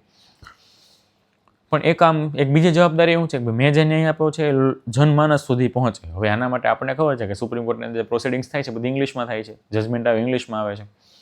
તો હમણાં આપણા ડી વાય ચંદ્રચૂડ સાહેબ જ્યારે રિટાયર થયા તો એમણે એક ઇનિશિયેટિવ શરૂ કરેલો કે ભાઈ એમણે આપણી એક સાઇટ બનાવેલી, એ સાઇટ પર તમે કોઈ પણ જજમેન્ટ હોય કોઈ પણ ભાષામાં તમે જોઈ શકો છો, અલગ અલગ વર્નાક્યુલર. એના ઉપર કામ અત્યારે ચાલે છે, હજી એને વધારે યોગ્ય સારું કરવાની અંદર કામ કરી રહી છે સરકાર. ન્યાય પેલી કહેવાય ને કે ન્યાયપાલિકા, ખબર છે ને, ટોપિકથી હટી જઈએ, સાઈડ પર આવીએ કે ન્યાયપાલિકાના બે કામ હોય. એક તો આપણને બધાને ખબર છે કે ન્યાય આપવાનું કામ હોય, બીજું એક કામ હોય વહીવટનું કામ, વહીવટી કામ. ન્યાય આપવાનું આને કહેવાય જ્યુડિશિયલ વર્ક, વહીવટી કામ આને કહેવાય એડમિનિસ્ટ્રેટિવ વર્ક. એક ક્વેશ્ચન, આર્ટિકલ 12 અને 13 પ્રમાણે શું ન્યાયપાલિકા એ સરકારી સંસ્થા છે કે નહીં? મતલબમાં કે ભાઈ સ્ટેટ સરકારી સંસ્થા કહેતા, સરકારી સંસ્થા કરતાં વધારે યોગ્ય શબ્દ મૂકીએ તો કે શું ન્યાયપાલિકા એ સ્ટેટ કહેતા રાજ્ય છે કે નહીં? રાજ્ય મતલબ ગુજરાત, મહારાષ્ટ્ર એ રીતે રાજ્ય નહીં. સ્ટેટની ડેફિનેશન આપેલી છે ને આર્ટિકલ 12 અને 13 ની અંદર કે ભાઈ આર્ટિકલ જે આપણા અધિકારોના જે આર્ટિકલો છે, આર્ટિકલની અંદર જ્યાં જે એવું લખેલું છે state can not do this, state can not do this, મતલબમાં કે રાજ્ય આ વસ્તુ કરી શકતું નથી, રાજ્ય આ વસ્તુ કરી શકતું નથી. તો એ જે રાજ્ય છે એની પરિભાષા આપેલી છે કે એની અંદર કઈ કઈ સંસ્થા આવે, જેમ કે બંધારણીય સંસ્થાઓ આવી જાય એની અંદર, બરાબર છે. પછી કે જેની અંદર સરકારની 50% વધારે ભાગીદારી છે એ બધી સંસ્થા આવી જાય. પછી તો કે આ ONDC બધી આવી જાય, બરાબર છે. તો આ બધી આવી બધી સરકારી સંસ્થા જેટલી ચાલે છે સરકારના પૈસા, તે બધી સરકારી સંસ્થા કહેવાય. તો શું ન્યાયપાલિકા એ સ્ટેટ મતલબ સરકારી સંસ્થા છે કે નહીં? તો યાદ રાખવાનું કે ન્યાયપાલિકાનું જે જ્યુડિશિયલ વર્ક છે એ સરકારી સંસ્થા નથી, પણ જે વહીવટી વર્ક છે એ સરકારી સંસ્થા છે. અને આ પણ જે ઉચ્ચ ન્યાયાલય અને ઉચ્ચતમ ન્યાયાલય, આ બંનેના વહીવટી કાર્ય તે સરકારી સંસ્થા, સરકારી, આ બંનેની અંદર જ્યુડિશિયલ નથી, ખાલી માત્ર સરકારી છે. જ્યારે નીચલી અદાલતો જેટલી છે તો કે નીચલી અદાલતોના બધા જ કાર્યો, જ્યુડિશિયલ કાર્ય હોય તોય ભલે અને વહીવટી કાર્ય હોય તોય ભલે, એ બધા સ્ટેટની અંતર્ગત આવે છે. ખબર પડી? ફરીથી, ન્યાયપાલિકા એના બે કામ હોય, એક ન્યાય આપવાનું અને એડમિનિસ્ટ્રેટિવ. એડમિનિસ્ટ્રેટિવ કામ એટલે પોતાના સ્ટાફને મેન્ટેન કરવાનું, કાં તો ન્યાય પેલા કહેવાય ને કે હાઈકોર્ટ અને સુપ્રીમ કોર્ટમાં કયા રૂલ્સ રેગ્યુલેશન્સ લાગુ પડશે એના માટે કાયદો પાર્લામેન્ટમાં પાસ ન થાય એના માટે કાયદો, એના માટેના જે રૂલ્સ રેગ્યુલેશન્સ હોય એ બધા એ ન્યાયપાલિકાના ચીફ જસ્ટિસ બનાવે અથવા તો જજીસ બધા ભેગા થઈને બનાવે એના કાયદાઓ. તો એડમિનિસ્ટ્રેટિવ વર્ક છે કે આની અંદર મારે કેટલા, જેમ કે હમણાં હાઈકોર્ટ ડીવાયએસઓની ભરતી આવી હતી, બરાબર, તો એ ડીવાયએસઓની ભરતી કેટલી કરવી, શું કરવી, બધી હાઈકોર્ટ નક્કી કરશે. એના માટે સરકારી નથી. એટલા માટે જ તે જ્યારે ડોક્યુમેન્ટ વેરિફિકેશન આવે ત્યારે હાઈકોર્ટમાં જવું પડે ડોક્યુમેન્ટ વેરિફિકેશન કરવા માટે, હાઈકોર્ટ પર ડીવાયએસઓ હોય એને. નહીં તો આપણે જનરલી ક્યાં ગાંધીનગર જવાનું હોય, જીપીએસસી ભવન, જીપીએસસી લીધું હોય તો જીપીએસસી ભવનમાં જવાનું હોય, કાં તો સરકાર જે કોલેજ કે આ છે ત્યાં જવાનું હોય. હાઈકોર્ટની ભરતીમાં હાઈકોર્ટમાં જ જવું પડ્યું તો એ એડમિનિસ્ટ્રેટિવ ફંક્શન છે એટલા માટે. એની અંદર રાજ્ય કોઈ પણ જાતનું ઇન્ટરફિયર કરી શકતું નથી. પણ હાઈકોર્ટ અને સુપ્રીમ કોર્ટમાં જ આવું છે કે એડમિનિસ્ટ્રેટિવ વર્કમાં કહેવાય ને કે આ લાગુ પડતું નથી, કાં તો બંધારણીય સિદ્ધાંતો જે સિદ્ધાંતો સ્ટેટમાં લાગુ પડે છે એ ત્યાં લાગુ પડતા નથી. અને જ્યુડિશિયલ કાર્ય છે, ન્યાયિક કાર્ય સ્વતંત્ર રીતે થાય, એ બધાથી દૂર રીતે થાય. ખાલી ને ખાલી એડમિનિસ્ટ્રેટિવ કાર્યની અંદર જ એ આ બધું કામ લાગે, મતલબમાં સંસ્થા ગણાશે. એની અંદર જે નિયમો હોય એની અંદર સરકાર ઇન્ટરફિયર કરી શકે, ન્યાયવાળી વસ્તુમાં નહીં. જ્યારે નીચલી અદાલતોના બંને કાર્યની અંદર સરકાર ઇન્ટરફિયર કરી શકે, પણ હાઈકોર્ટ અને સુપ્રીમ કોર્ટના ન્યાયપાલિકાના કાર્યની અંદર, ન્યાય દેવાના કાર્યની અંદર ઇન્ટરફિયર કરી શકે નહીં. એડમિનિસ્ટ્રેટિવ કાર્યની અંદર જો ધારે તો ઇન્ટરફિયર કરી શકે, નહીં તો એ પણ ન્યાયપાલિકા સ્વતંત્ર રીતે જ કરતા હોય, એ પોતાને જ કરવાનું હોય. પણ સપોઝ કોકે વાંધો ઉઠાવ્યો ભાઈ આની અંદર, હવે કાલ ઉઠીને તમે હાઈકોર્ટમાં, કાં તો હાઈકોર્ટમાં કેસ છે, હાઈકોર્ટની ભરતીમાં કંઈક લોચો છો, તમે સુપ્રીમ કોર્ટની અંદર કેસ કરો, કાં તો હાઈકોર્ટની અંદર કેસ કરો ભાઈ આજે ભરતી લેવાની એની અંદર કંઈક છબોડો હતો, અને કાં તો સુપ્રીમ કોર્ટની અંદર કેસ કરો કે આવું થયેલું છે, તો સરકાર પછી એનું કંઈ એક્શન લેશે, એના વિરુદ્ધમાં કોઈ એક્શન લેશે ન્યાયપાલિકાના આદેશ પ્રમાણે. સુપ્રીમ કોર્ટ જે ચુકાદો આપે એ ચુકાદાનો અમલ સરકાર કરાવડાવે. એટલે વહીવટી કાર્યોની અંદર હસ્તક્ષેપ કરે સરકારને. એ પણ જો કરવું હોય તો, આ કોર્ટ એન્ડ કોર્ટ કહું છું કે જો એને કરવું હોય તો જ ઇન્ટરફિયર કરે, બાકી ન કરે. જ્યારે નીચલી અદાલતોના બંને કાર્યની અંદર સરકાર ઇન્ટરફિયર કરી શકે. જવાબદારી પ્રત્યેની જાગૃતિ ટોપિક પર પાછા આવીએ.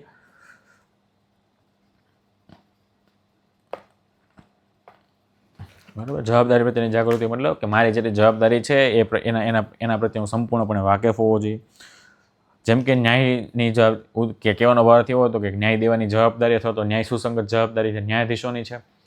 તો સીજેઆઈએ શું કર્યું હતું કે ભાઈ જે ન્યાય છે એ રિજનલ ભાષામાં પણ આપો. એનાથી શું થશે કે ભાઈ લોકો સુધી ન્યાય પહોંચશે એમ. તો એ એક પોતાની એક કહેવાય ને કે જવાબદારી પ્રત્યેની જાગૃતિ કઈ રીતે કે ભાઈ લોકોને પણ જાગૃત કરાવવું હતું, પણ પોતાની જવાબદારી હતી ન્યાય ડિલિવર કરવાની હતી. એને ન્યાયાધીશ તરીકેની એની જવાબદારી હતી, અને એને જાગૃતિ ફેલાવવાનું પોતે એક બીડું હાથમાં લીધું ને વર્નિક્યુલર લેંગ્વેજની અંદરમાં કર્યું. તો એ જવાબદારીની જાગૃતતા કહેવાય. બરાબર છે. પછી નેક્સ્ટ, વફાદારી તો જોયું નહીં.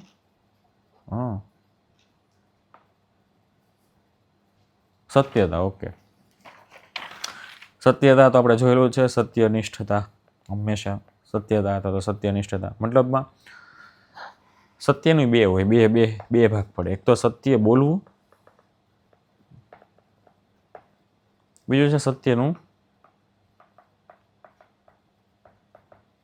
પાલન કરવું, કથની અને કરની.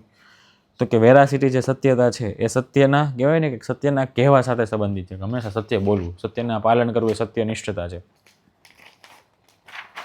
બરાબર.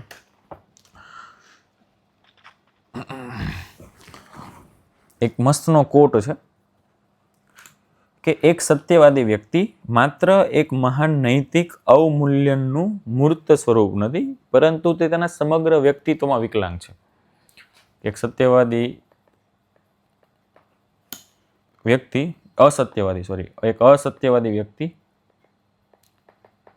એ માત્ર એમ કહેવાય ને કે માત્ર એક મહાન નૈતિકતાનું જે મૂલ્ય છે એને અવમાનના માત્ર નથી કરતો, પરંતુ તેના સમગ્ર વ્યક્તિત્વની અંદર જ વિકલાંગ છે. મતલબમાં કે એના જીવનનો જે સાર છે એ જ આવો જન્મો છે શું કામ એ જ ખબર નથી, આવો ખોટું બોલે છે, આવું મારું નથી માનવું, આવા જેણે કોટ કીધું એનું એવું કેવું છે. બરાબર છે. અને બીજું એવું છે કે અસત્યવાદી માણસ હોય એની અંદર મૂલ્યો હોતા જ નથી, કોઈ પણ મૂલ્યો નથી હોતા. ખાલી સત્યનિષ્ઠાનું મૂલ્ય નથી હોતું એવું નહીં, એનામાં કોઈ પણ મૂલ્ય નથી હોતું. અસત્ય છે એ એમ કે ભાઈ હું ખાલી કહેવાય ને કે એમ તો ન જ કે હું ખોટું બોલું છું, પણ એમ કહે કે ભાઈ હું તો પ્રામાણિક છું, એમ મારે જે મતલબમાં કે હું આ સંસ્થા પ્રત્યે વફાદાર છું, હું મારા વર્તનની અંદર પ્રામાણિક છું.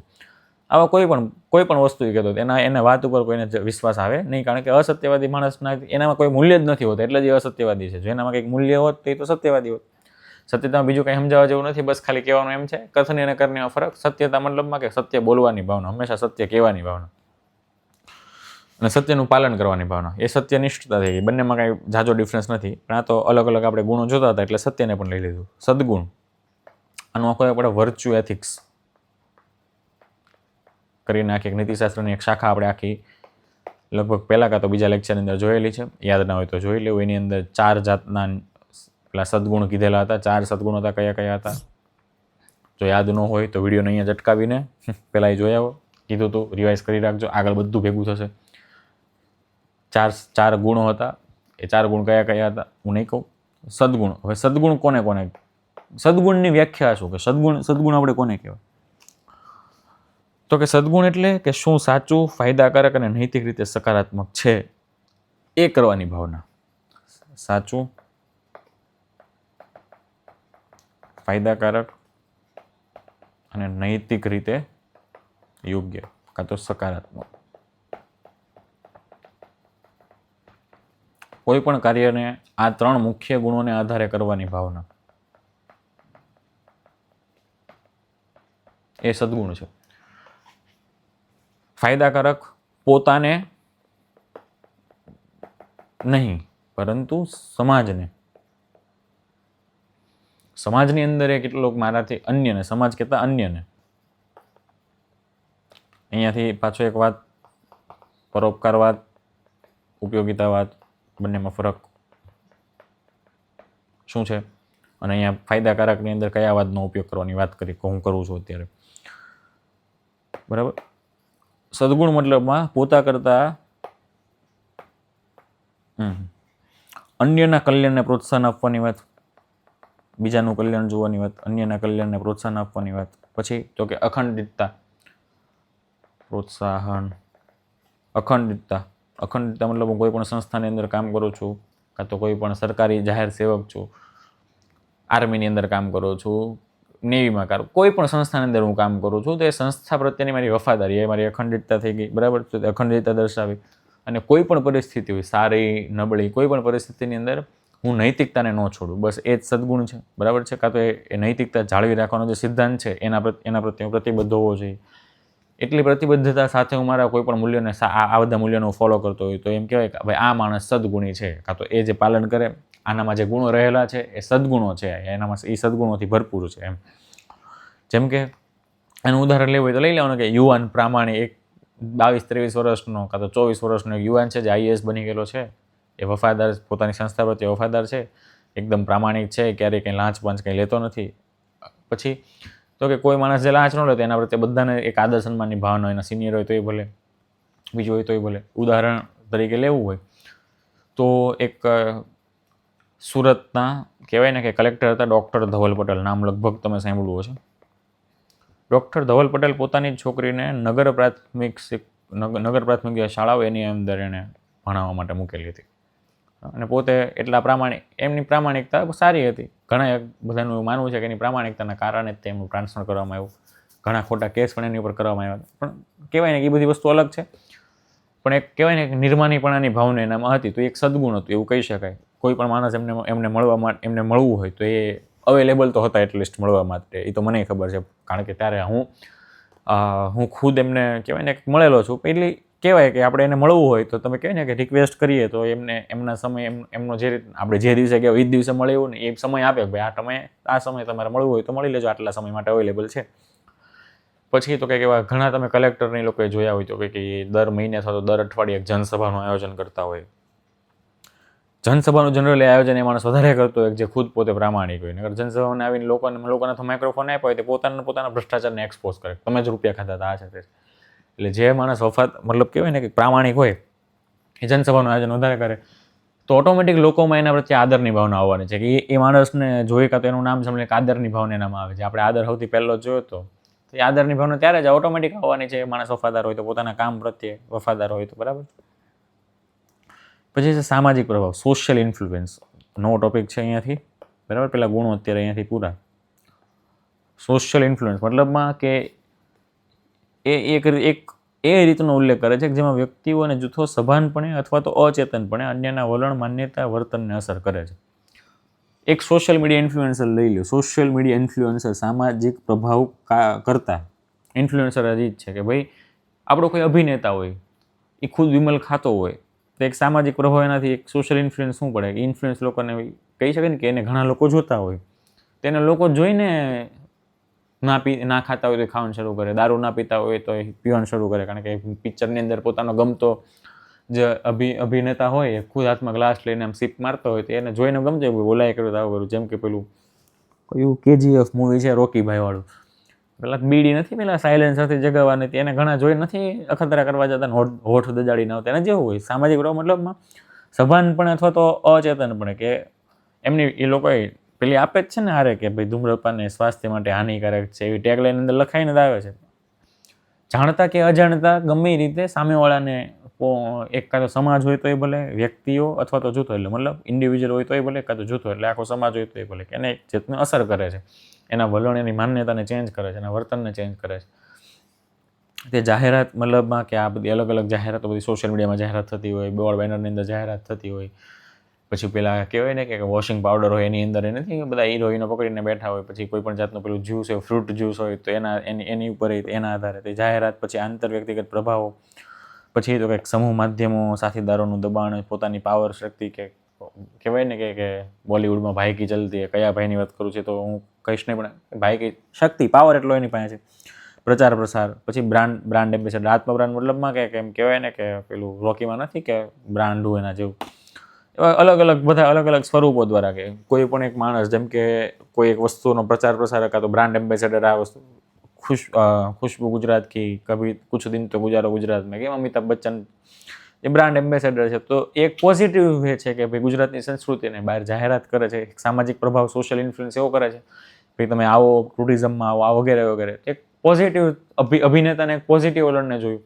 હા કહેવાય ને કે વલણની આપણે જે ભૂમિકા જોતા હતા ને, માતા પિતાની ભૂમિકા, વડીલોની ભૂમિકા, શાળા શિક્ષકની ભૂમિકા, એની અંદર આ એક પણ ભૂમિકા આવી શકે કે ભાઈ અભિનેતા અથવા તો સમાજની ભૂમિકા હોય તો સમાજની ભૂમિકાની અંદર તમે લખી શકો અભિનેતાની ભૂમિકા કઈ રીતે, આ રીતે કુછ દિન તો ગુજારો ગુજરાતમાં, આ વગેરે જેવા કેમ્પેન છે એના આધારે. પછી તો કે ભાઈ ઘણા એવા લોકો છે કે મતલબ ઘણા એવા ઇન્ફ્લુએન્સર્સ છે, જેમ કે લગભગ રાજકુમાર રાવ કે, તો એ લોકો જે સરકારના કાર્યક્રમો હોય તો એને પ્રચાર પ્રસાર કરવાની અંદર પોતે કહેવાય ને કે એની અંદર જાય છે કરવા માટે.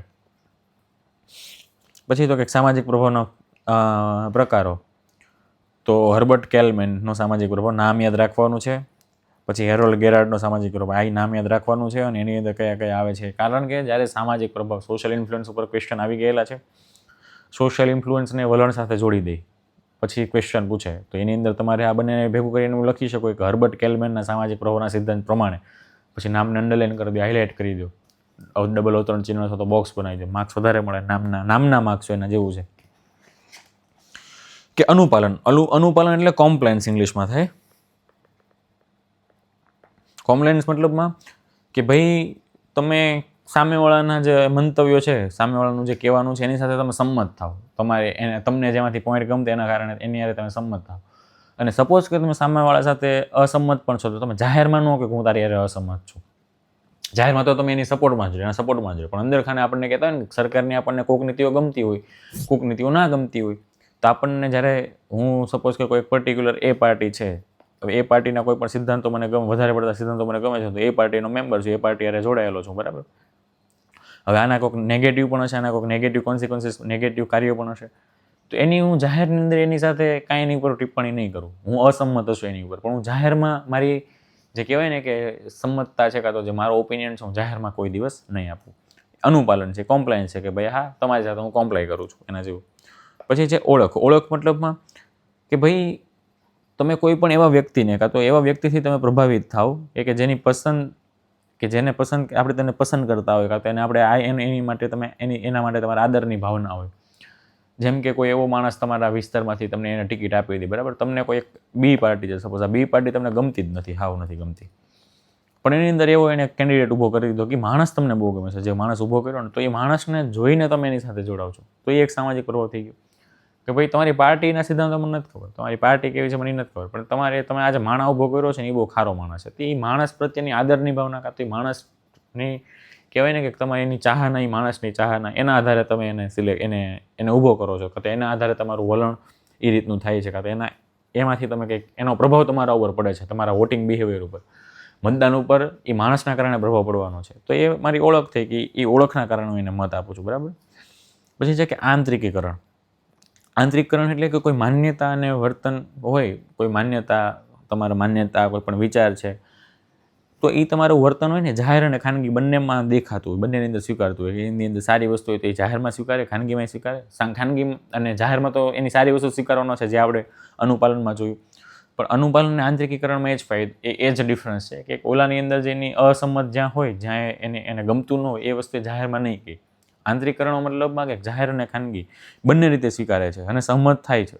એની અંદર આની અંદર અસંમત થવાનો કંઈ પ્રશ્ન આવતો છે નહીં. જાહેર અને ખાનગી બંનેની અંદર સંમત થવાનું. ઓલાની અંદર તો શું થાય કે ભાઈ જાહેરમાં તો સંમત થઈ જાય, પણ ખાનગી રીતે એ ક્યારેક ઘણી વાતમાં અસંમત હોય. અને આ આપણે પાર્લામેન્ટ બાબતમાં જોઈએ એટલા માટે તો વ્હીપનો કોન્સેપ્ટ આવ્યો હતો, બરાબર, કે ભાઈ લોકોને કમ્પલસરી રહેવાનું. તો એ વ્હીપના કારણે, અને વ્હીપ જો ફોલો ન કરે તો એને એન્ટી ડિફેક્શન લો લાગી જાય.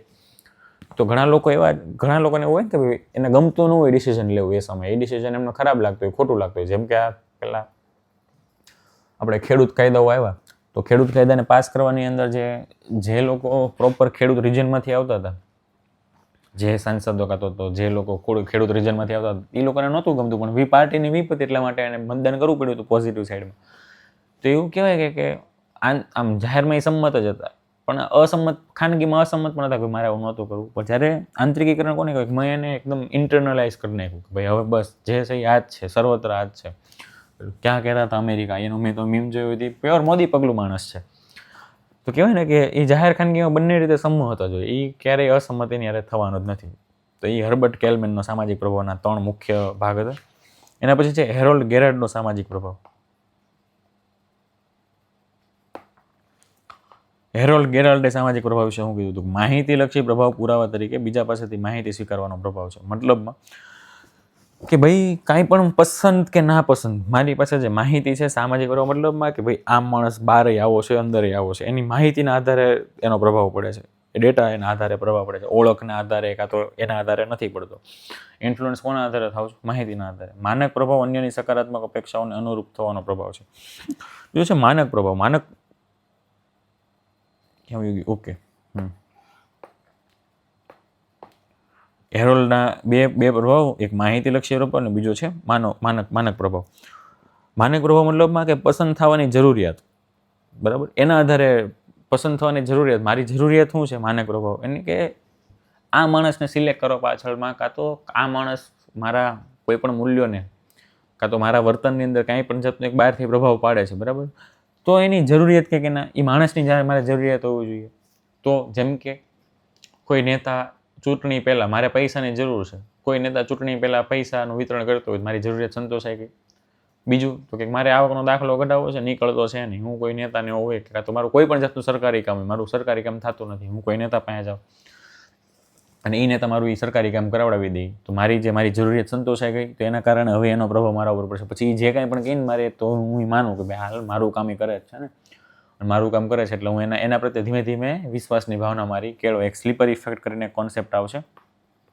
આ સ્લીપર ઇફેક્ટ મતલબમાં કે આ સમય છે, સમય આમ જાય છે, અને આ જે આપણે કહેવાય ને કે માનવાની ભાવના કાં તો સ્વીકારવાની ભાવના લખવું હોય તો સ્વીકારવાની ભાવના, કે જેમ કે જે વસ્તુ એક કહેવાય ને કે પહેલી નજરે આપણે સ્વીકારી લીધી છે, પણ જેમ સમય જાય એમ એની સ્વીકારવાની જે ગ્રહણ ક્ષમતા ઓછી થતી જાય. અને અમુક વસ્તુ ખોટી છે, બરાબર, તમને હું ખોટું કહું છું કે એ તમે સ્વીકાર નથી કરતા, પણ એકની એક વસ્તુ, ખોટી વસ્તુ હું તમને આમ કે કરું તો લાંબા સમયે એ વસ્તુ તમે સ્વીકારો કર્યા કે ભાઈ આટલો ટાઈમથી કહે છે આવું હશે. આ સ્લીપર ઇફેક્ટ છે, મતલબ લોંગ ટર્મની ઇફેક્ટ છે આ બધી. તો માહિતી આ માનક પ્રભાવની અંદર એવું જ છે કે ભાઈ એ લાંબા ગાળે એ મારા કહેવાય ને કે સમયની સાથે સાથે મારું કામ થતું હોય તો મારી જરૂરિયાત પ્રમાણે મારી જરૂરિયાત સંતોષાઈ ગઈ એટલે હવે એનો પ્રભાવ મારા ઉપર પડે છે.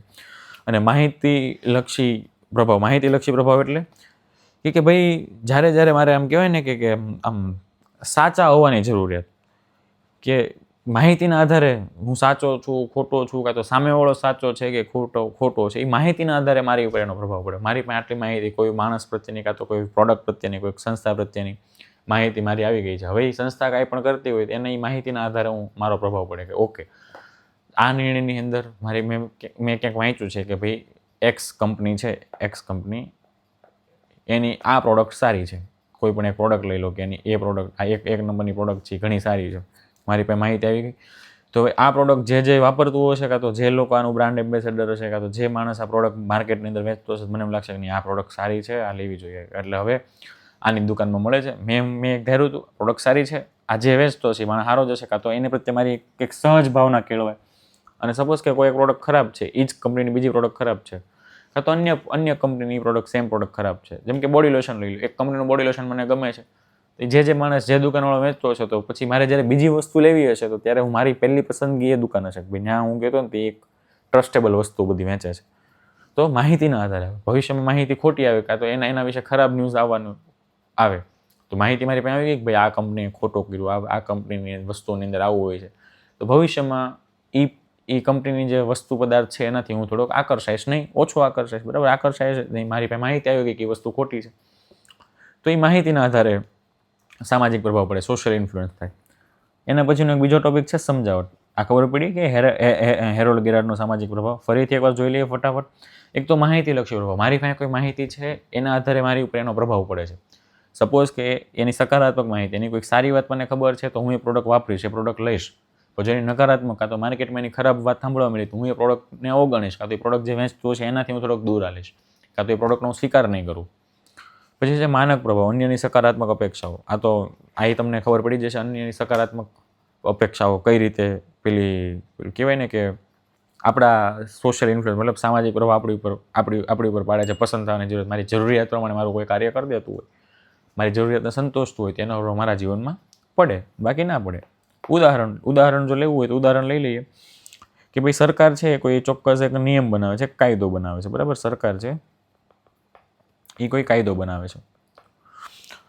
હવે આ કાયદાનું બટ ઓબ્વિયસ છે કે કાયદો આવ્યો એટલે આપણે એનું અનુપાલન કરવું પડે, એનું પાલન કરવું પડે, કાયદાનું પાલન. તો આ એક અનુપાલન છે. પણ કોઈ સેલિબ્રિટી હોય એ કાયદાનો પ્રચાર કરતો હોય, જેમ કે હેલ્મેટ લઈને અમિતાભ બચ્ચન આવી જાય કે ભાઈ તમે આ ટ્રાફિકના નિયમોનું પાલન કરો, તો પછી એ ઓળખવાળો અનુભવ. આ હર્બલ કેલ્વેનનો સામાજિક પ્રભાવ સમજાવું છું. હેરોલ્ડ પતી ગયો, બરાબર. હર્બલ કેલ્વેનમાં અનુપાલન એટલે કે સરકાર કોઈ કાયદો લાવે એનું અનુપાલન. આપણે એ કાયદો છે એટલે પાળીએ છીએ, એ રીતે પાળીએ છીએ, તે અનુપાલનથી. ઓળખ મતલબ અમિતાભ બચ્ચન આવીને એનો પ્રચાર કરે છે, હેલ્મેટ પહેરો, કાં તો કાયદાના એવો કહેવાય ને કે મીમ્સ બનાવીને અમિતાભ બચ્ચન વાયરલ કરે છે. દેખ લીએ આપણે લાપરવાહી નતીજા દેખ લીએ આપણે લાપરવાહી કા નતીજા, એમ કે અમિતાભ બચ્ચન આવે છે, તો એના કારણે આપણે એ કાયદાને કરીએ છીએ. તો એ ઓળખવાળો અહીંયા સેન્ટિમેન્ટ આવી ગયો, બરાબર, કે ઓળખના કારણે અમિતાભ બચ્ચને કીધું ને હેલ્મેટ પહેરો એટલે હું પહેરું છું, એના જેવું.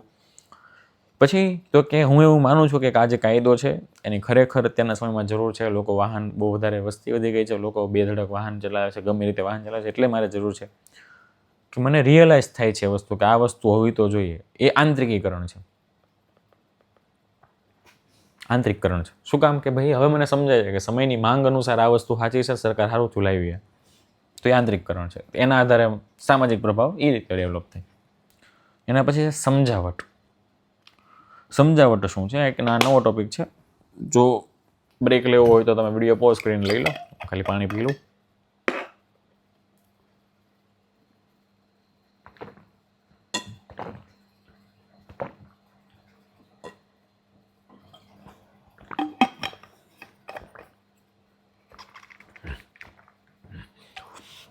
આપણે સાથે સાથે ભણતા તો જઈએ છીએ, પણ જો ક્યાંય પણ ડાઉટ આવતો હોય તો સાથે સાથે લખતું રહેવું, ડાયરીમાં, નોટમાં, ગમે એ રીતે કે ભાઈ આ લેક્ચરની અંદર આ ટોપિકમાં છે, તો ડાઉટ રિઝોલ્યુશન સેશન થશે. એ ડાઉટ રિઝોલ્યુશન સેશન પણ હું લેક્ચર વાઇઝ જ કરીશ કે ભાઈ 1 થી 3 લેક્ચરમાં તમને સમજાણું ના હોય, કાં તો પહેલાં બીજા લેક્ચરમાં કંઈ સમજાણું ના હોય તો તમે મને પૂછો.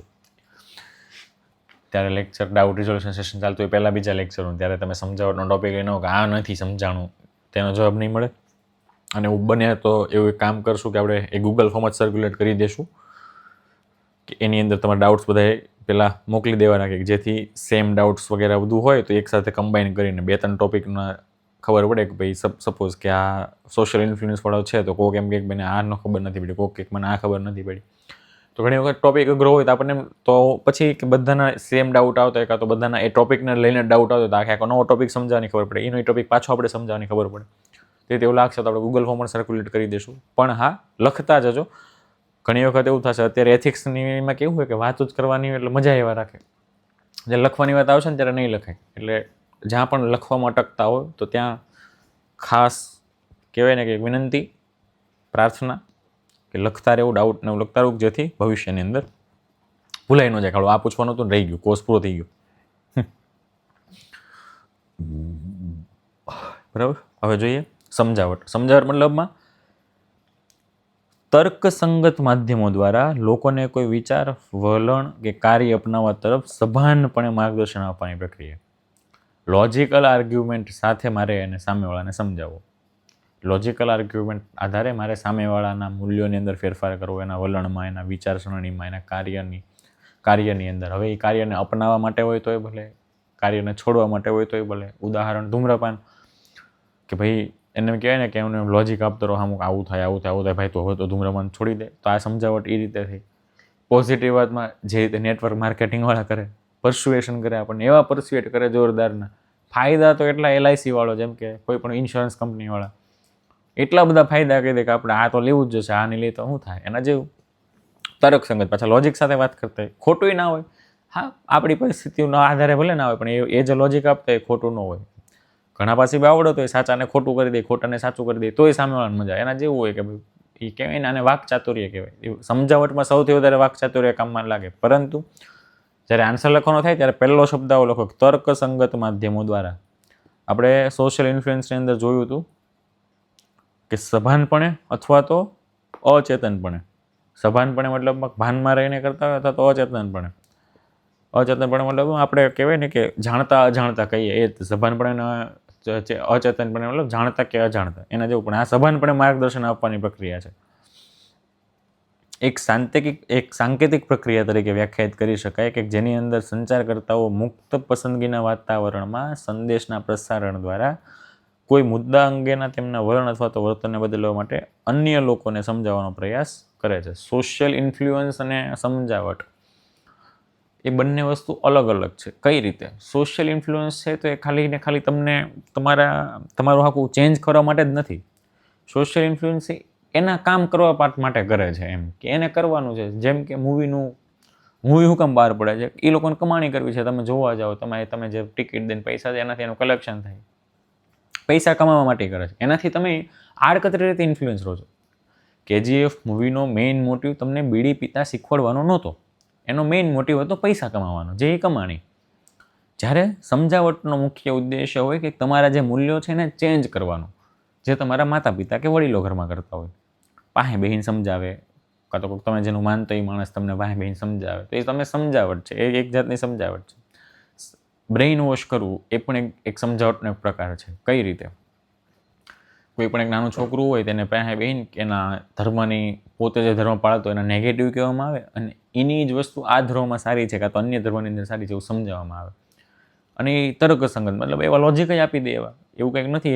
એ લોજિક કયા સમયે આપે છે ને કઈ રીતે આપે છે એના ઉપર હોય. કોઈ પણ વસ્તુ છે એ લોજિકલ, ખાલી ડેટા અને ફેક્ટ બેઝ એ લોજિકલ વસ્તુ નહીં થતી. તમે પરિસ્થિતિ આધારે તમે એને સમજાવો. કોઈ પણ એક ટેન્સ, મતલબ એમ કહે ને કે ખરાબ પરિસ્થિતિમાં હાલતો બિચારો કટોકટી હાલતો હોય, એકદમ ધાર હાલો જતો હોય, કે કોઈ પણ નવું કંઈ ન કરી શકતો હોય, કદી પરિસ્થિતિમાંથી બહાર ના આવી શકતો હોય, જે જીવનમાં હિંમત હારી ગયો, એને તમે એક આશાની હોપ પણ આપો, તો પછી એ માણસ એટલો એ બાબતમાં ચેન્જ થઈ જાય. જેમ કે BR આંબેડકર હતા, હિન્દુ ધર્મમાં માનતા હતા, પણ એના છેલ્લા સમયમાં એને બુદ્ધ ધર્મ અપનાવી લીધો હતો, કારણ કે એને વર્ણ સિસ્ટમ નાબૂદ નહોતા કરી શકાય એટલા માટે.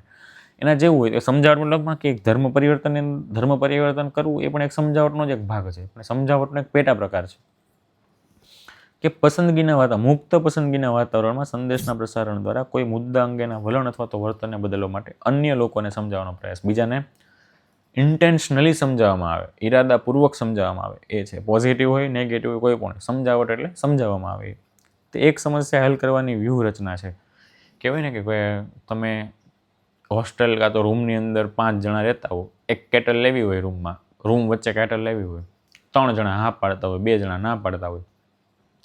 પછી 3 હા પાડી છે એટલે એમાંથી એક હા પાડી દે, પણ એક તો કવડો મગ હોય, એ હાલો બાપ બફા કે છે કંઈ કાંઈ ન થાય, એ કડકડ જ થાય. તેવો એક માણસ હોય, ના જ પાડતો હોય. પછી સમજાવટ મતલબમાં એ 4માંથી જેનું એ વધારે પડતું માનતો હોય એ માણસ એની પાસે જાય, ભાઈ આપણે 4 જણા છીએ, રૂમમાં રહેવું સારી રીતે. એને સમજાય ભાઈ શું કામ તું અલગ પડે છે, આ છે તે છે.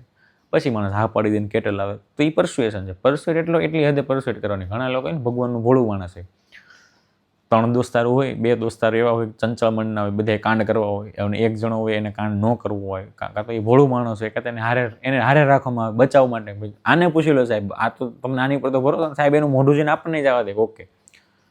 તો એ સમજાવટ એક કહેવાય ને કે સમજાવટ, ઇનડાયરેક્ટ સમજાવટ હતી આ, કે ભાઈ એ કોઈના કારણે આપણે બચી જઈએ છીએ. અને ઓલી જે કેટલવાળું કીધું ડાયરેક્ટ સમજાવટ હતી, સીધી રીતે, ઓલી આડકતરી હતી.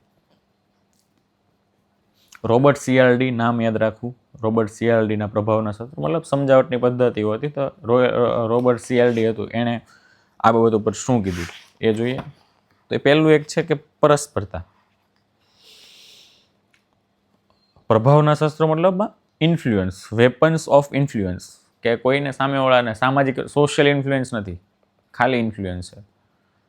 સોશિયલ ઇન્ફ્લુઅન્સના આ ઇન્ફ્લુઅન્સ ખાલી આ સમજાવટના શસ્ત્રો છે, બરાબર, સમજાવટ માટેના શસ્ત્રો બધા અલગ અલગ. રોબર્ટ CRD એવું કીધું કે પરસ્પરતા, પરસ્પરતા મતલબમાં કે લોકોને કહેવાય ને કે તમે મારા માટે આ કર્યું, હું તમારા માટે આવું કરીશ. કાં તો એમ કહે ને, જો હું તને અત્યારે આવું કરી દઉં છું, પણ તારે પછી આવું કરવાનું મારી, એમ કહેવાય ને ટીટ ફોર ટેટ વાળી કન્ડિશન. તો એ પરસ્પરતા છે કે સમજાવટ માટેની એક એમ છે કે ચાલ હાલ તમ તારે તું, મેં તારી હાટો આવું નહોતું કર્યું તો તારે અત્યારે આવું કરવું જોઈએ કે નહીં. એમ ઇમોશનલી કહી શકાય આને, કે ભાઈ ફેવર કરવું, હું તને આ ફેવર કરીશ, તું મને આ ફેવર કરજે, એના જેવું. તો એ પરસ્પરતા એક છે. બીજું એક છે સામાજિક પુરાવો, બરાબર છે. સામાજિક પુરાવો મતલબમાં કે એણે સેમ વસ્તુ બીજાને કરતા જોઈ છે સમજાવટની પદ્ધતિની અંદર.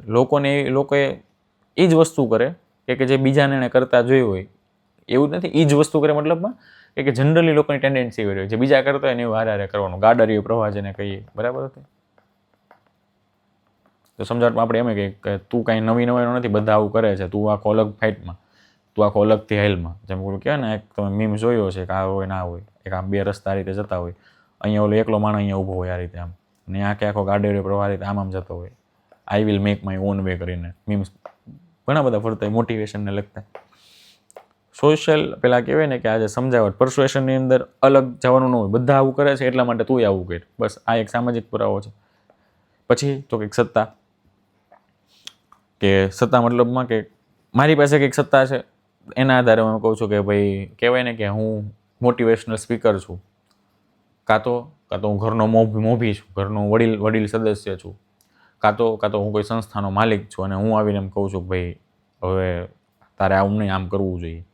સેમ વસ્તુ તમારા મિત્રએ કીધી, તમે એનું ન માન્યું હોય, તમને આવો કંઈક સત્તાધારી માણસ હોય, જેમ કે હું તમને અત્યારે કાંઈ પણ વસ્તુ, કાં તો હું તમને કહેતો હોય, કાં તો તમારો મિત્ર તમને એમ કહેતો હોય કે આમ તૈયારી આપણે આમ કરીએ, તમે એ ન માનો, પણ એની જગ્યાએ કોઈ IAS ઓફિસર તમને એમ કે તમારે આમ કરવું જોઈએ, સેમ જ વસ્તુ કહી, તો તમારે એની જે ક્ષમતા છે સહન કરવાની તો ના કહેવાય, પરંતુ એ ગ્રહણ કરવાની ક્ષમતા છે, એ પેલો IAS કહેશે ત્યારે તમારી વધારે હશે.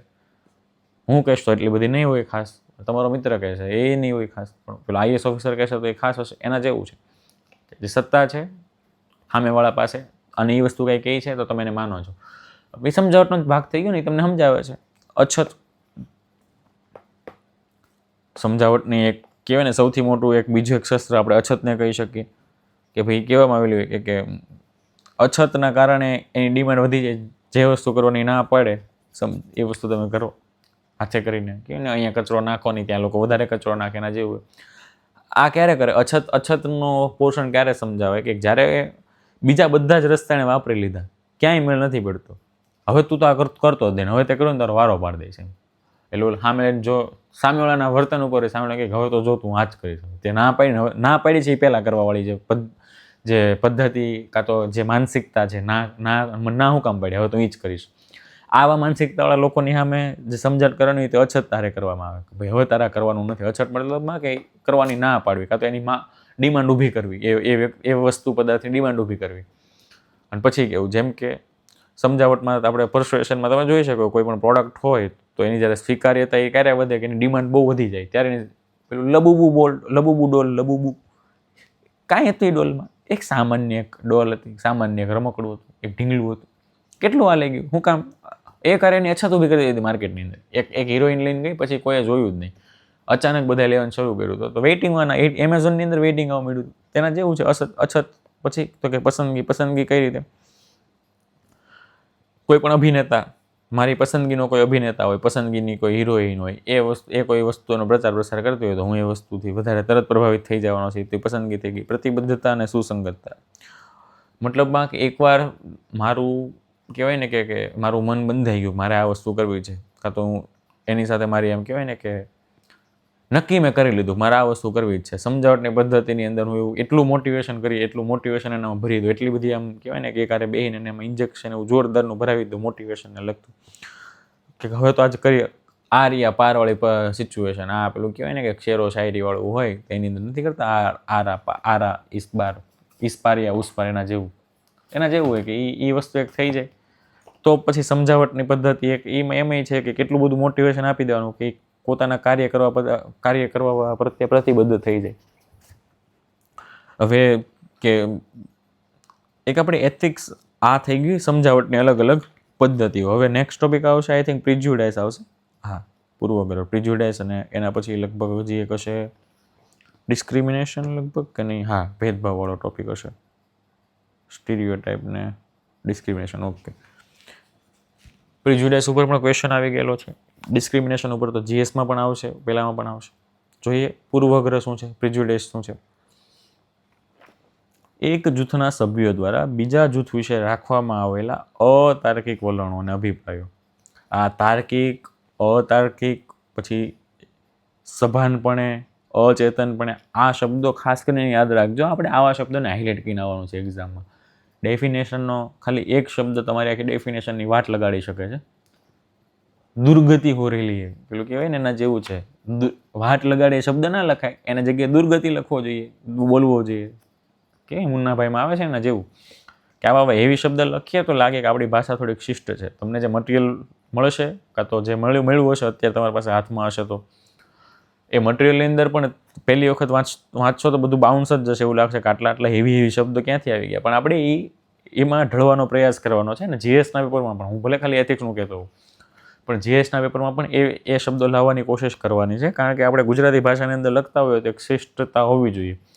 અંગ્રેજીમાં યુપીએસસીની અંદર અત્યારે લોકો અંગ્રેજીની અંદર કવિતાઓ લખીને આવે છે. એસેની અંદર આપણે કહેવતો જે લખીએ અને કાં તો પંક્તિઓ લખીએ, તો એની એ વસ્તુ ઇંગ્લિશમાં લોકો કવિતાઓ બનાવીને લખીને આવે છે.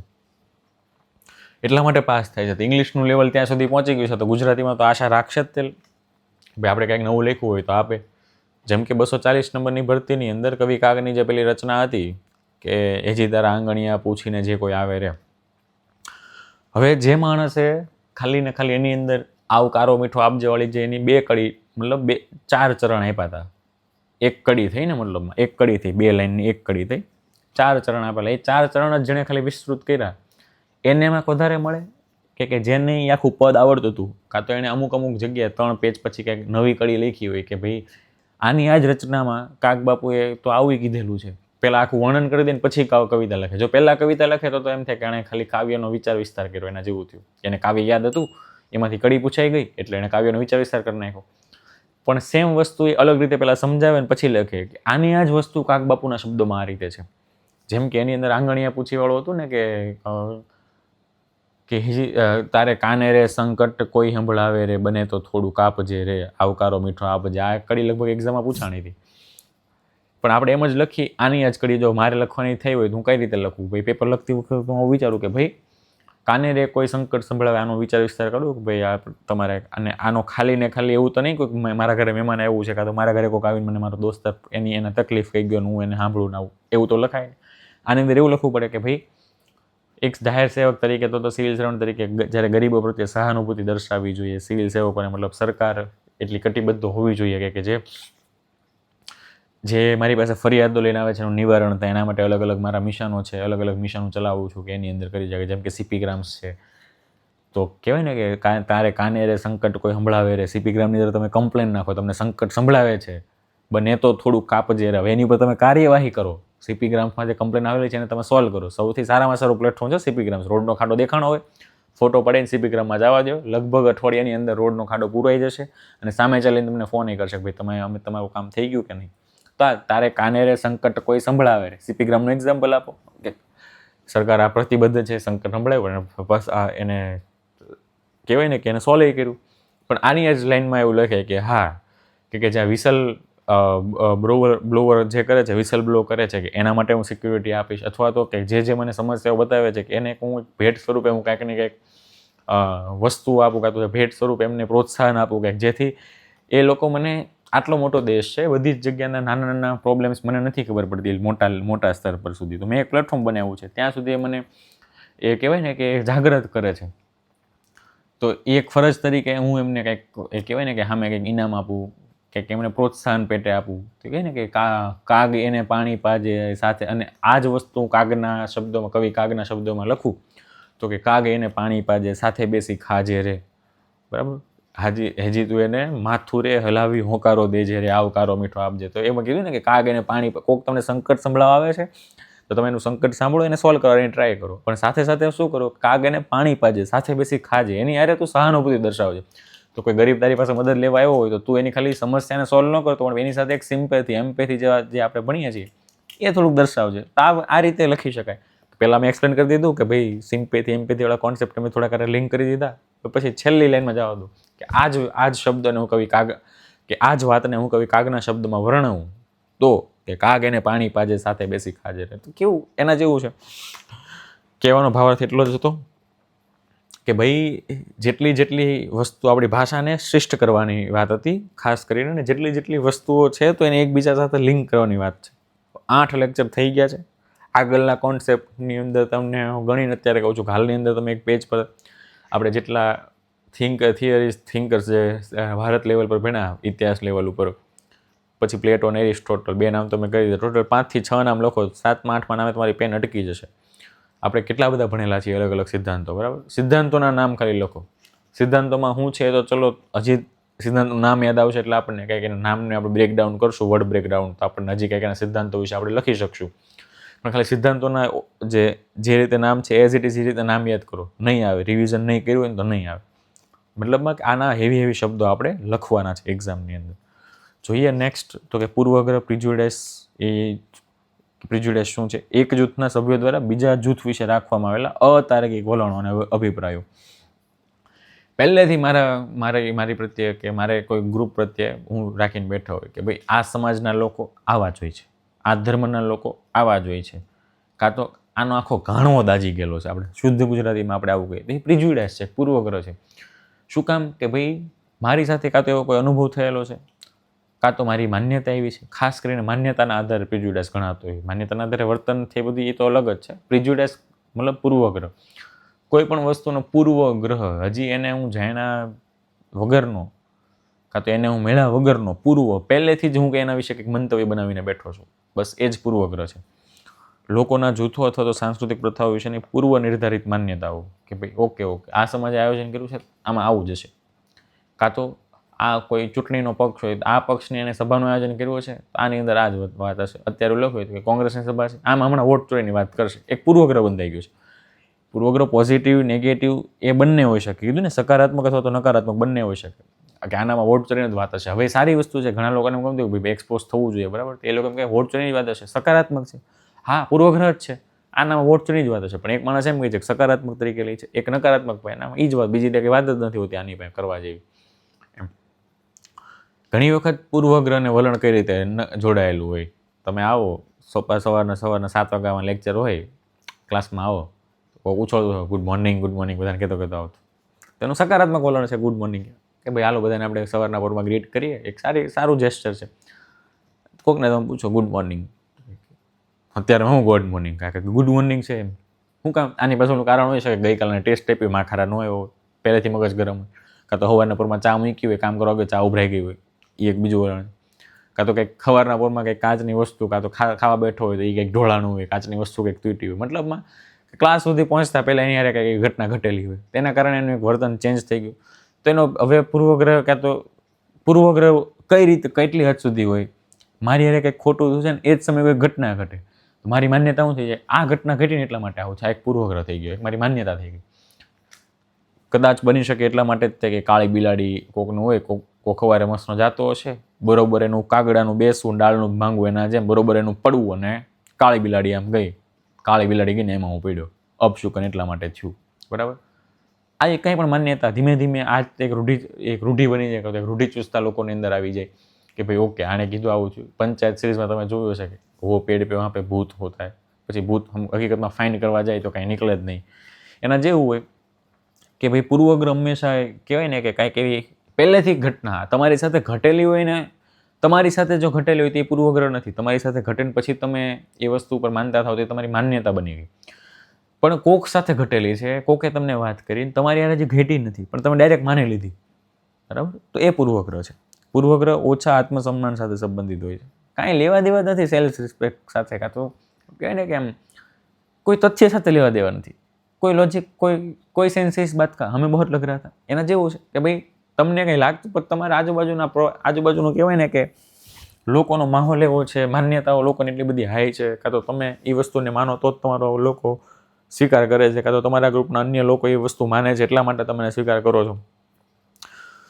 કોઈ એક સમાજ પ્રત્યે ઉદાહરણ તરીકે આપું છું કે એક પટેલ સમાજ પ્રત્યેની કોઈ તમારી ભાવના છે કે ભાઈ પટેલ સમાજ એટલે રૂપિયાવાળા, સામે તો કે રૂપિયાવાળા જ હશે, પૂર્વગ્રહ થઈ ગયા.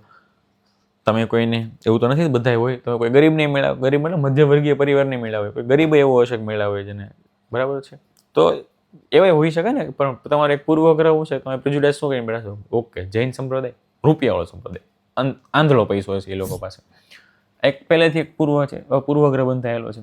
પછી તો કે ભાઈ અમુક સંપ્રદાય એવા હશે, કાં તો અમુક કહેવાય ને કે અમુક જાતિ એવી હશે કે એ જાતિ કોઈ પણ એક પર્ટિક્યુલર કાર્ય કરતી હશે, તો એ કાર્ય ઉપર તમારો પૂર્વગ્રહ બની ગયો. ભાઈ ઓકે તારી સરનેમ હું, તો એક દારૂવાલા, ટીકીવાલા, બરાબર, દવાવાલા, તો એ સરનેમને આધારે ઓકે દવાવાલા દવા જ વેચતો હશે, પૂર્વગ્રહ. કોઈ પણ એક ખાસ કરીને સમાજ પ્રત્યે પૂર્વગ્રહ બનાવી છે. હાલમાં પૂર્વગ્રહ ધીમે ધીમે ઓછા થતા જાય છે. એનું કારણ છે ગ્લોબલાઇઝેશન, વૈશ્વિકીકરણ વધે છે. સોશિયલ મીડિયા અને હાથમાં રહેલું ડિવાઇસ ફોન, અત્યારે એની પાસે એટલી તાકાત છે, ઇન્ટરનેટ પાસે એટલી તાકાત છે કે એ બધી જ દેશ દુનિયાની માહિતી આપણને આપે છે. એટલે મારો જે પૂર્વગ્રહ છે, પ્રિજુડાઇઝ છે, એ ધીમે ધીમે ઘટતો જાય કોઈ પણ માનવી પ્રત્યેનો. કારણ કે મને કોઈ પણ વાત કરે તો પહેલાંના જમાનામાં તો એટલા બધા સાધનો હતા નહીં, તો એ લોકોને માનવા સિવાય કંઈ ઉદ્ધાર નહોતો એની પાસે.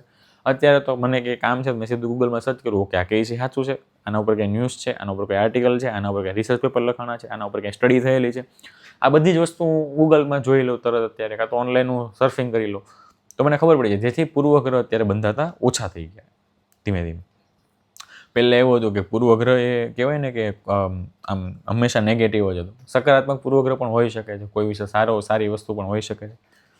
પછી છે ભેદભાવ, એટલે પૂર્વગ્રહ સકારાત્મક નકારાત્મક બંને હોય છે. પહેલાં એવું માનવું હતું કે પ્રિજુડાઇઝ હંમેશા નેગેટિવ જ હોય. શું કામ?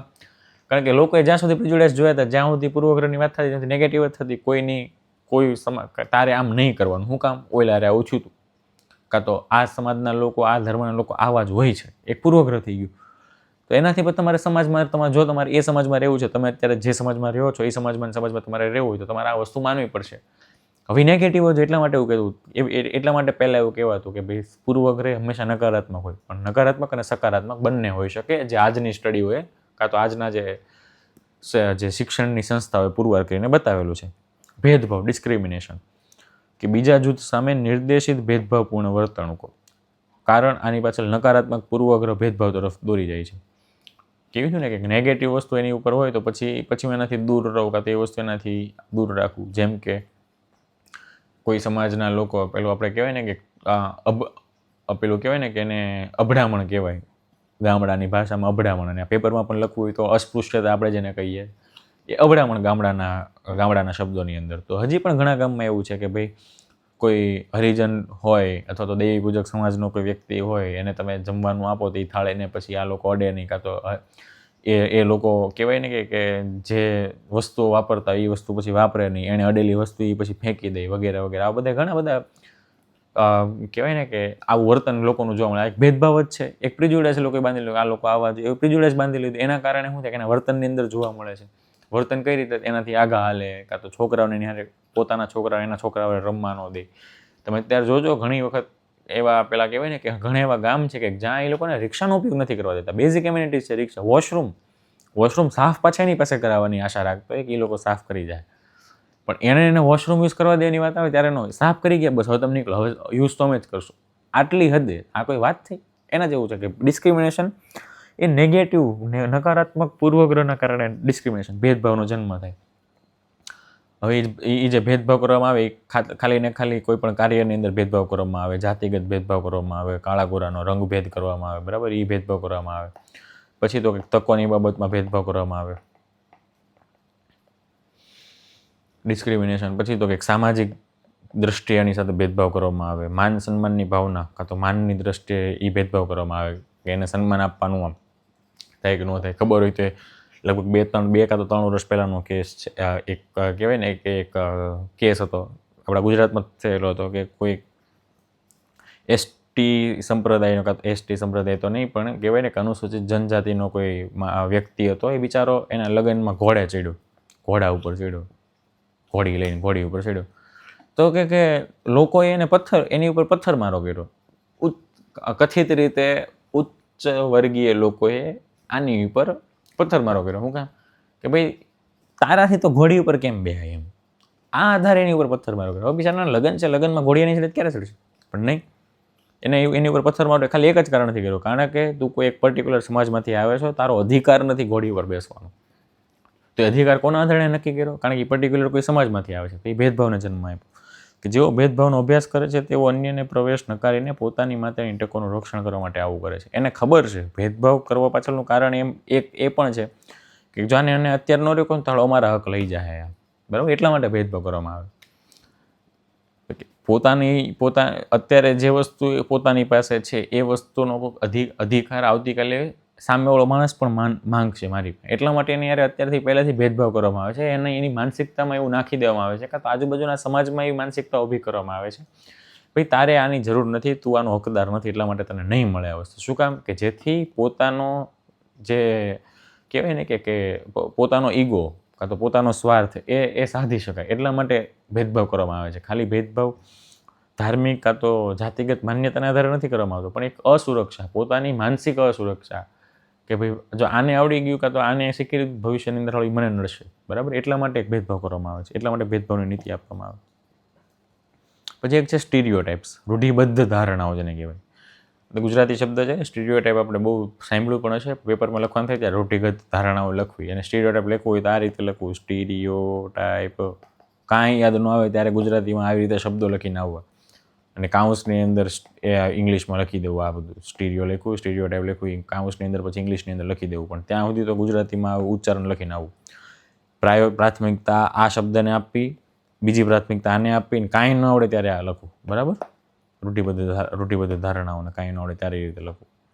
રૂઢિબદ્ધ ધારણા એ કોઈ વસ્તુ વિશે અથવા તો લોકોની ચોક્કસ શ્રેણી વિશેની માન્યતા અથવા તો સામાન્યીકરણ છે. સામાન્યીકરણ મતલબ હાવ જનરલાઇઝ થઈ ગયું છે, આરા કહેવાય ને કે હાવ વ્યવહારમાં નાખી દીધું છે. એનું કારણ ખબર નહીં, એની પાછળનું કંઈ લોજિક, તાર્કિક દલીલો ખબર નહીં, બસ ચાલ્યું આવે છે તો ચાલ્યા કરે છે. જેમ કે એક રૂઢિબદ્ધ ધારણા એવી છે કે છોકરીઓને ગાડી ચલાવતા નથી આવડતી, વાસ્તવિકતા ખબર નથી.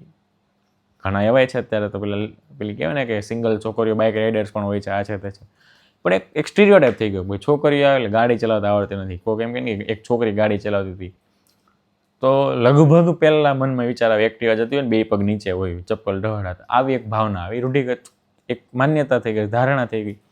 બીજું તો કે ઓલ મેન્સ આર ડોગ્સ, બરાબર, બધા પુરુષો કૂતરા જેવા જ છે, કાં તો કૂતરા જ છે, કૂતરા જેવા એની ઓલ મેન્સ આર ડોગ્સ, કૂતરા કહી દીધા. આ એક એ લોકોના મગજમાં એક ભાવના છે, એક રૂઢિબદ્ધ ધારણા, એની પાછળનું કોઈ લોજિક કાં તો કોઈ છે જ નહીં, જનરલાઇઝ થઈ ગયું છે. એ વસ્તુ સામાન્યકરણ થઈ ગયું છે, એ વસ્તુનું નામ આવે એટલે ઓકે તો યાદ હશે. જેમ કે હું એમ કહું કે પ્રાથમિક ટીચરનું નામ લો, ભાઈ એક સ્કૂલની અંદર તમે વિચારો કે પ્રાથમિક શિક્ષક કામ કરે છે, તો એ શિક્ષક પ્રાથમિકનું નામ આવે એટલે આપણા મગજમાં જનરલી એક લેડી શિક્ષક આવે, એક સ્ત્રી શિક્ષક આવશે. હું એમ કહું એક સાયન્સનો ટીચર ભણાવવા આવે છે, બરાબર, તો સાયન્સના ટીચર ભણાવવા આવે છે. હું આમ કહું તો તમારા મગજમાં પહેલેથી એક પુરુષ ટીચર તમે આવશે.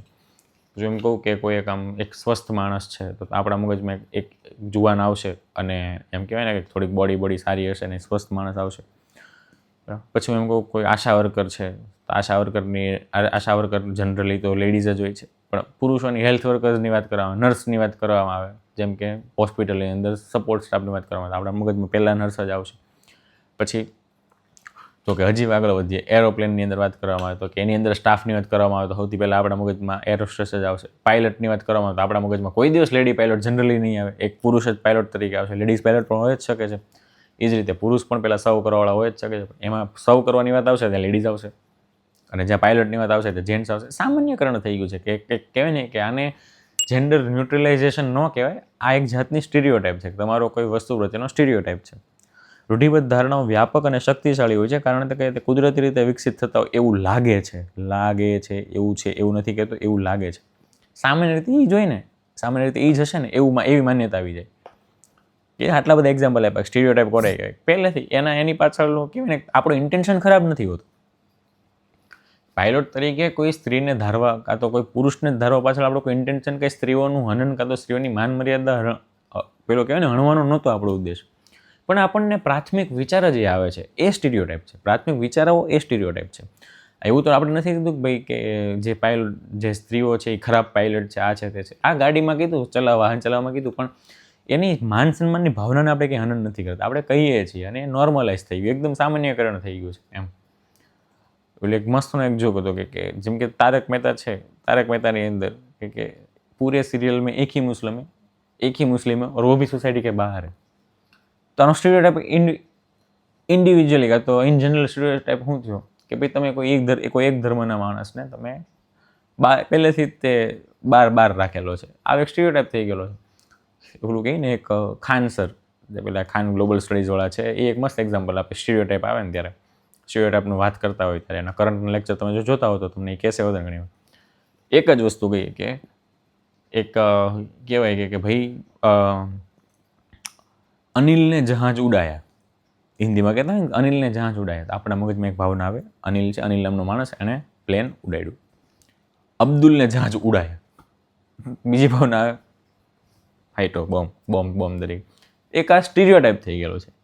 કોઈ પણ ધર્મ પ્રત્યેનો, કોઈ પણ પ્રકારના સામાજિક, ધાર્મિક લોકોને મારી ધાર્મિક ભાવનાઓને ઠેસ પહોંચાડવાનો ઇન્ટેન્શન નથી, માત્ર ઉદાહરણ તેમજ મનોરંજનના ભાગરૂપે જોવું. પહેલા લેક્ચરની અંદર એથિક્સ શીખવાડતી વખતે કીધું હતું, શીખવા માટે પોતાની બુદ્ધિ છે કે લોજિક કરવાની ક્ષમતા, કાં તો પોતાની માન્યતાઓને, ધાર્મિક માન્યતાઓને બાજુ પર મૂકીને ભણવા બેસવું. બીજી વસ્તુ રૂઢિબદ્ધ ધારણાઓ આ પૂરી થઈ ગઈ, બરાબર. અહીંયા રૂઢિબદ્ધ ધારણાઓને તોડવા માટે આપણે શું શું કરી શકીએ, કાં તો શું શું કરવું જોઈએ. તો પહેલી જ વસ્તુ છે કે સૌથી નક્કર આપેલા માટે ખુલ્લું મન રાખો.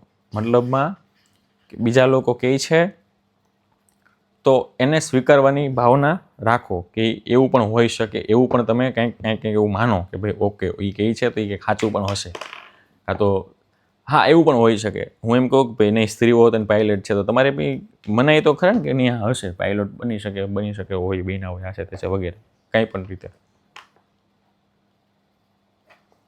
પછી છે ખુલ્લું મન રાખો, મતલબમાં સ્યાદવાદની વાત કરે છે ઇન્ડિવિજ્યુઅલી. સામેવાળો કહેતો એની કંઈક મર્યાદા, એની પર તમે માનો ભલે નહીં પણ એના પર વિચાર કરો વગેરે વગેરે. એ છે લોકોનું વલણ અને માન્યતાઓ બદલવી.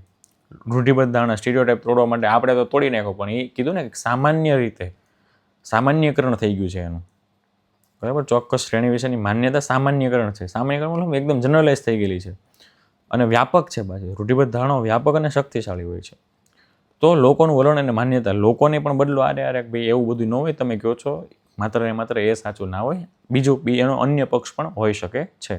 અન્ય લોકો અનુસરે તે માટે યોગ્ય ઉદાહરણો સ્થાપિત કરીને આગળથી દોરી જવું. જેમ કે રાઇડર્સ કીધું, બાઇક રાઇડર્સ, તો મહિલાઓ, આપણા મગજમાં પેલું પુરુષ જ આવે, તો એ મહિલા હોય તો એને તમે પ્રોત્સાહન આપો, એ લોકોને આગળ લાવો કે ભાઈ તમે લોકોને પ્રોત્સાહિત કરો. જેમ કે શિક્ષણમાં એવું છે કે જે છોકરી કાં તો જે મહિલા જોબ કરતી હોય લગ્ન પછી પણ, કાં તો લગ્ન પહેલાં પણ જે જોબ કરતી હોય, લગ્ન પછી જોબ કરતી હોય, તો એ લગ્ન પછી પોતાના મિત્ર મંડળમાં કાં તો આજુબાજુ રહેતી જે પેલી કહેવાય ને કે પોતાની ઉંમરની છોકરીઓ હોય તો એને મોટિવેટ કરી શકે કે ભાઈ તમે કંઈક નાનું મોટું કામ કરો, તમારે પોતાની ઇન્કમ શરૂ કરો, આ છે તે છે. તો એવા લોકોને આપણે પ્રોત્સાહન આપવું જોઈએ જેથી આનું આ જે દોર છે એ આગળ ચાલે. તો એક નહીં વધારે લોકો આની અંદર જોડે. પણ ધીમે ધીમે જ્યારે એક વસ્તુનો સ્ટીરિયોટાઇપ તોડવા માટે આપણે એક ગ્રુપ ભેગું કરીએ કાં તો એક સાથે બધા ભેગા થઈએ તો ત્યારે એ સ્ટીરિયોટાઇપ તૂટવા ઝડપથી તૂટશે અને સમય જે લાગવો જોઈએ સમય ઓછો લાગશે. એક સાથે કહેવાય ને કે આજે એક જ છોકરી બાઇક ચલાવે છે, આવતીકાલે 2 થાય, પરમ દિવસે 3 થાય, 4 થાય, આ રીતે જેમ જેમ વધતું જાય તો પછી એક ન રહી.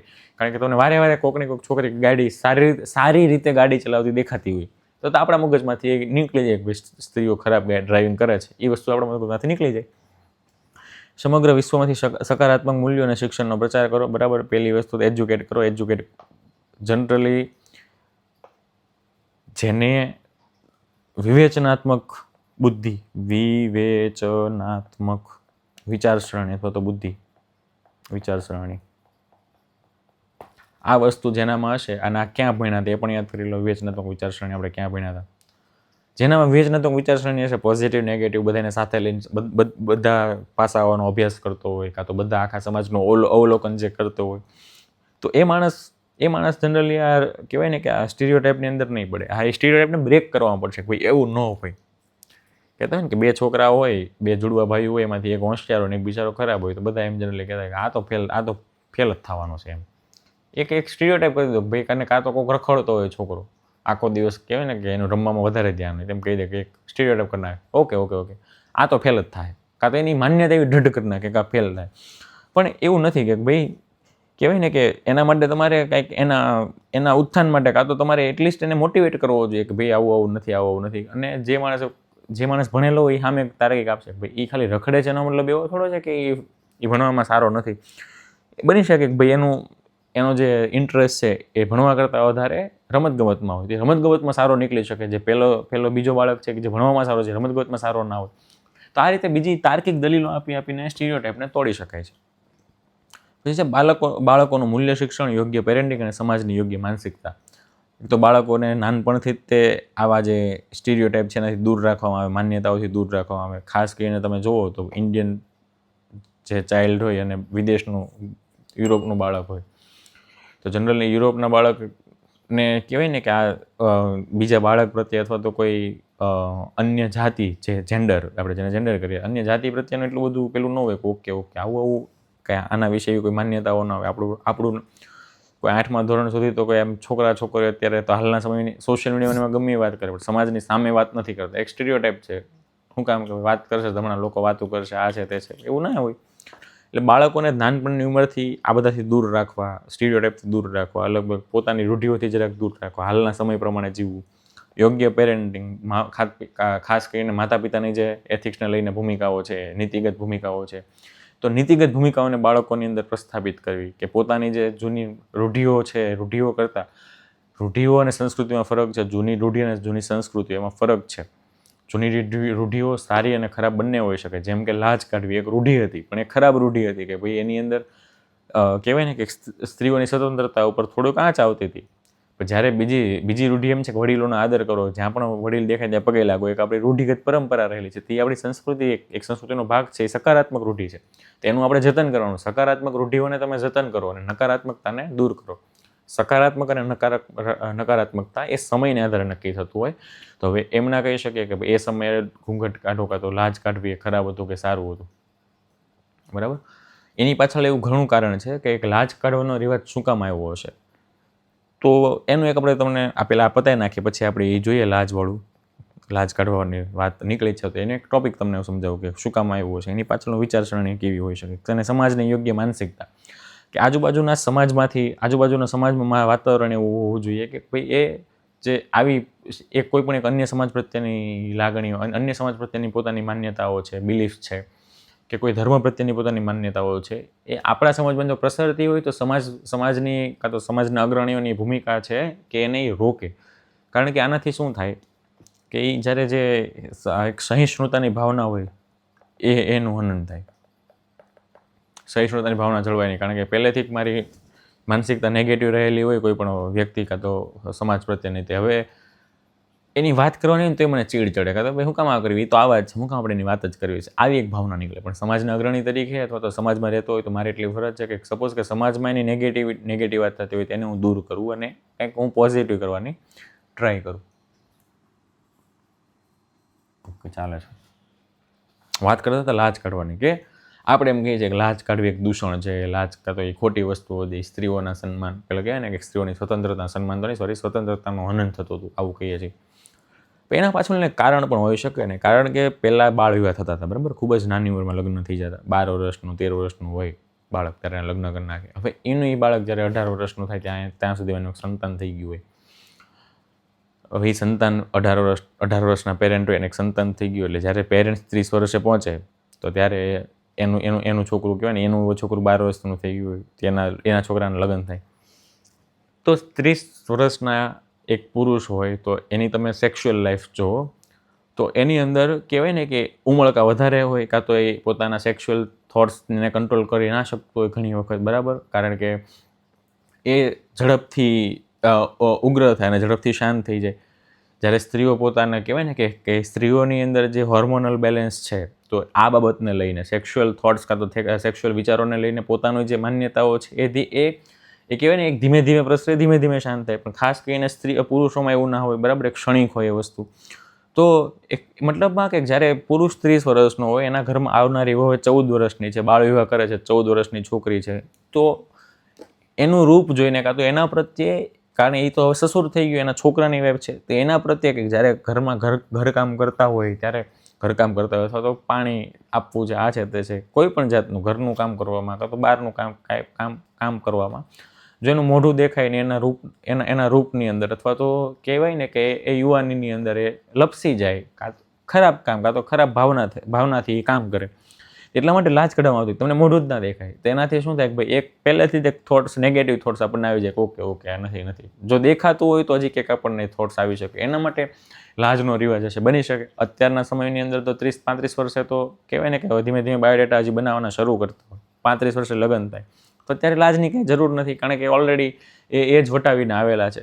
સમય બદલાતો રહે છે. ત્યારની જ વાત કરું છું કે 12 વર્ષની ઉંમરે લગ્ન થઈ ગયા હોય, બરાબર, 18 વર્ષે સંતાન થઈ ગયું હોય, પોતે જે એક્ઝામ્પલ આપ્યું, બરાબર છે, 30 વર્ષનો છોકરો હોય, 30 વર્ષનો છોકરો એટલે હજી ભર જુવાનીનો છોકરો છે, એના ઘરમાં જે વહુ આવે છે એ 14-15 વર્ષની તો વહુ હશે, બરાબર.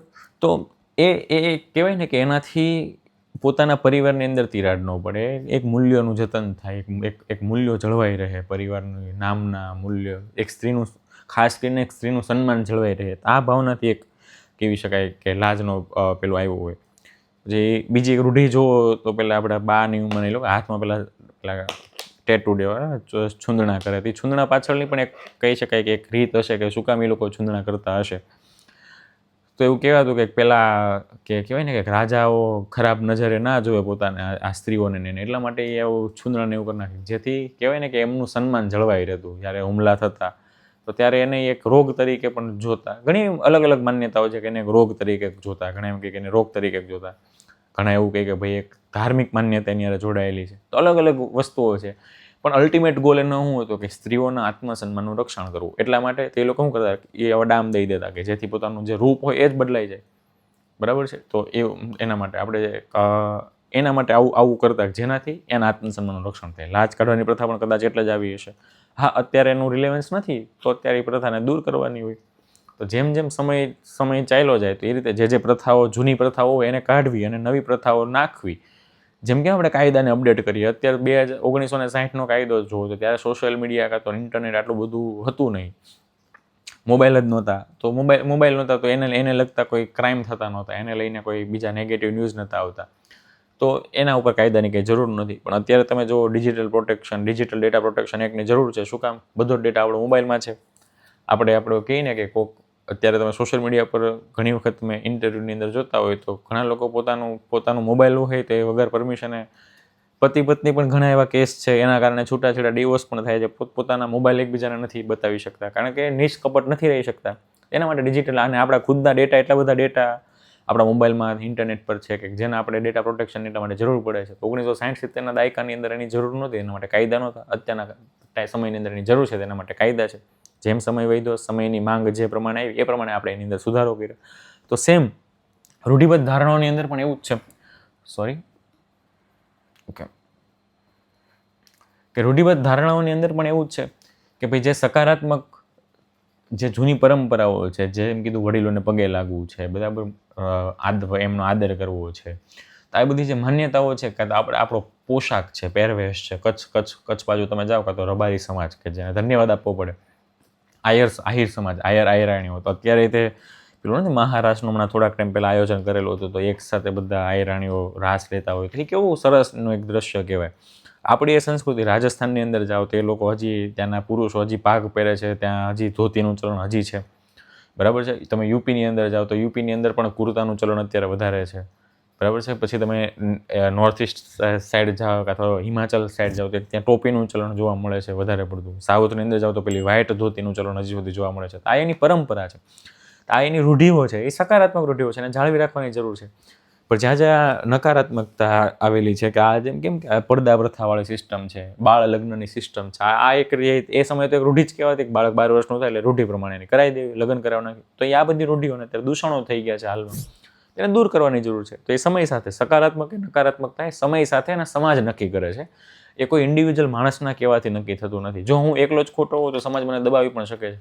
અને હા, ઘણી વખત હાર્શ નિર્ણય લેવાની શરૂઆત પણ એકલા જ કરવી જોઈએ. રાજારામ મોહન રાય લીધેલી એના સમયની અંદર, બરાબર, સ્ત્રીઓના હકોને યાદ પેલા કહેવાય ને હકોનું જાળવણી કરવા માટે, કાં તો હકોને ઉજાગર કરવા માટે, સ્ત્રીઓને પોતાના હકોથી વાકેફ કરવા માટેની જે મુહિમ રાજારામ મોહન રાય શરૂ કરેલી હતી, એ પછી ધીમે ધીમે બધા સમાજ સુધારકો લેતા આગળ આવતા ગયા.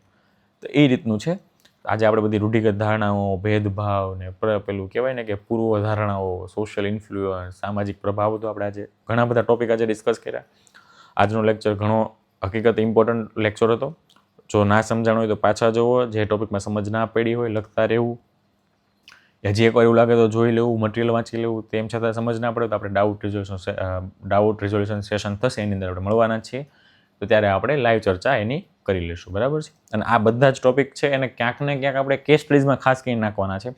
થિયરી પાછળની આટલી મહેનત એકમાત્ર કારણ છે કે આ બધા શબ્દો તમારા કેસ સ્ટડીઝની અંદરથી 4 પાનામાં દેખાય, જેનાથી માર્ક્સ મળે. અલ્ટિમેટ ગોલ બસ 250માંથી આપણા માર્ક્સ લાવવાનો છે, બરાબર. 125+ માર્ક્સ આપણા જાય તો આપણે એથિક્સ ભણી સક્સેસ, બરાબર. એટલે આપણે એ એક ગોલ સાથે વાત કરવાની છે. ખાસ કરીને 240 નંબરની ભરતીના માર્ક્સ આવશે પછી આપણે કોઈ જીપીએસસીનું સ્ટાન્ડર્ડ નક્કી કરી શકીએ કે ભાઈ ઓકે, માર્ક્સ અત્યારે આટલી રેન્જમાં મળવાના છે, આપણે આવું લખશું તો આટલી રેન્જમાં માર્ક્સ મળશે, બરાબર. મળીએ નેક્સ્ટ લેક્ચરની અંદર આગળના ટોપિક સાથે. ત્યાં સુધીમાં આગળના લેક્ચર રિવાઇઝ કરીને આવવું, બરાબર.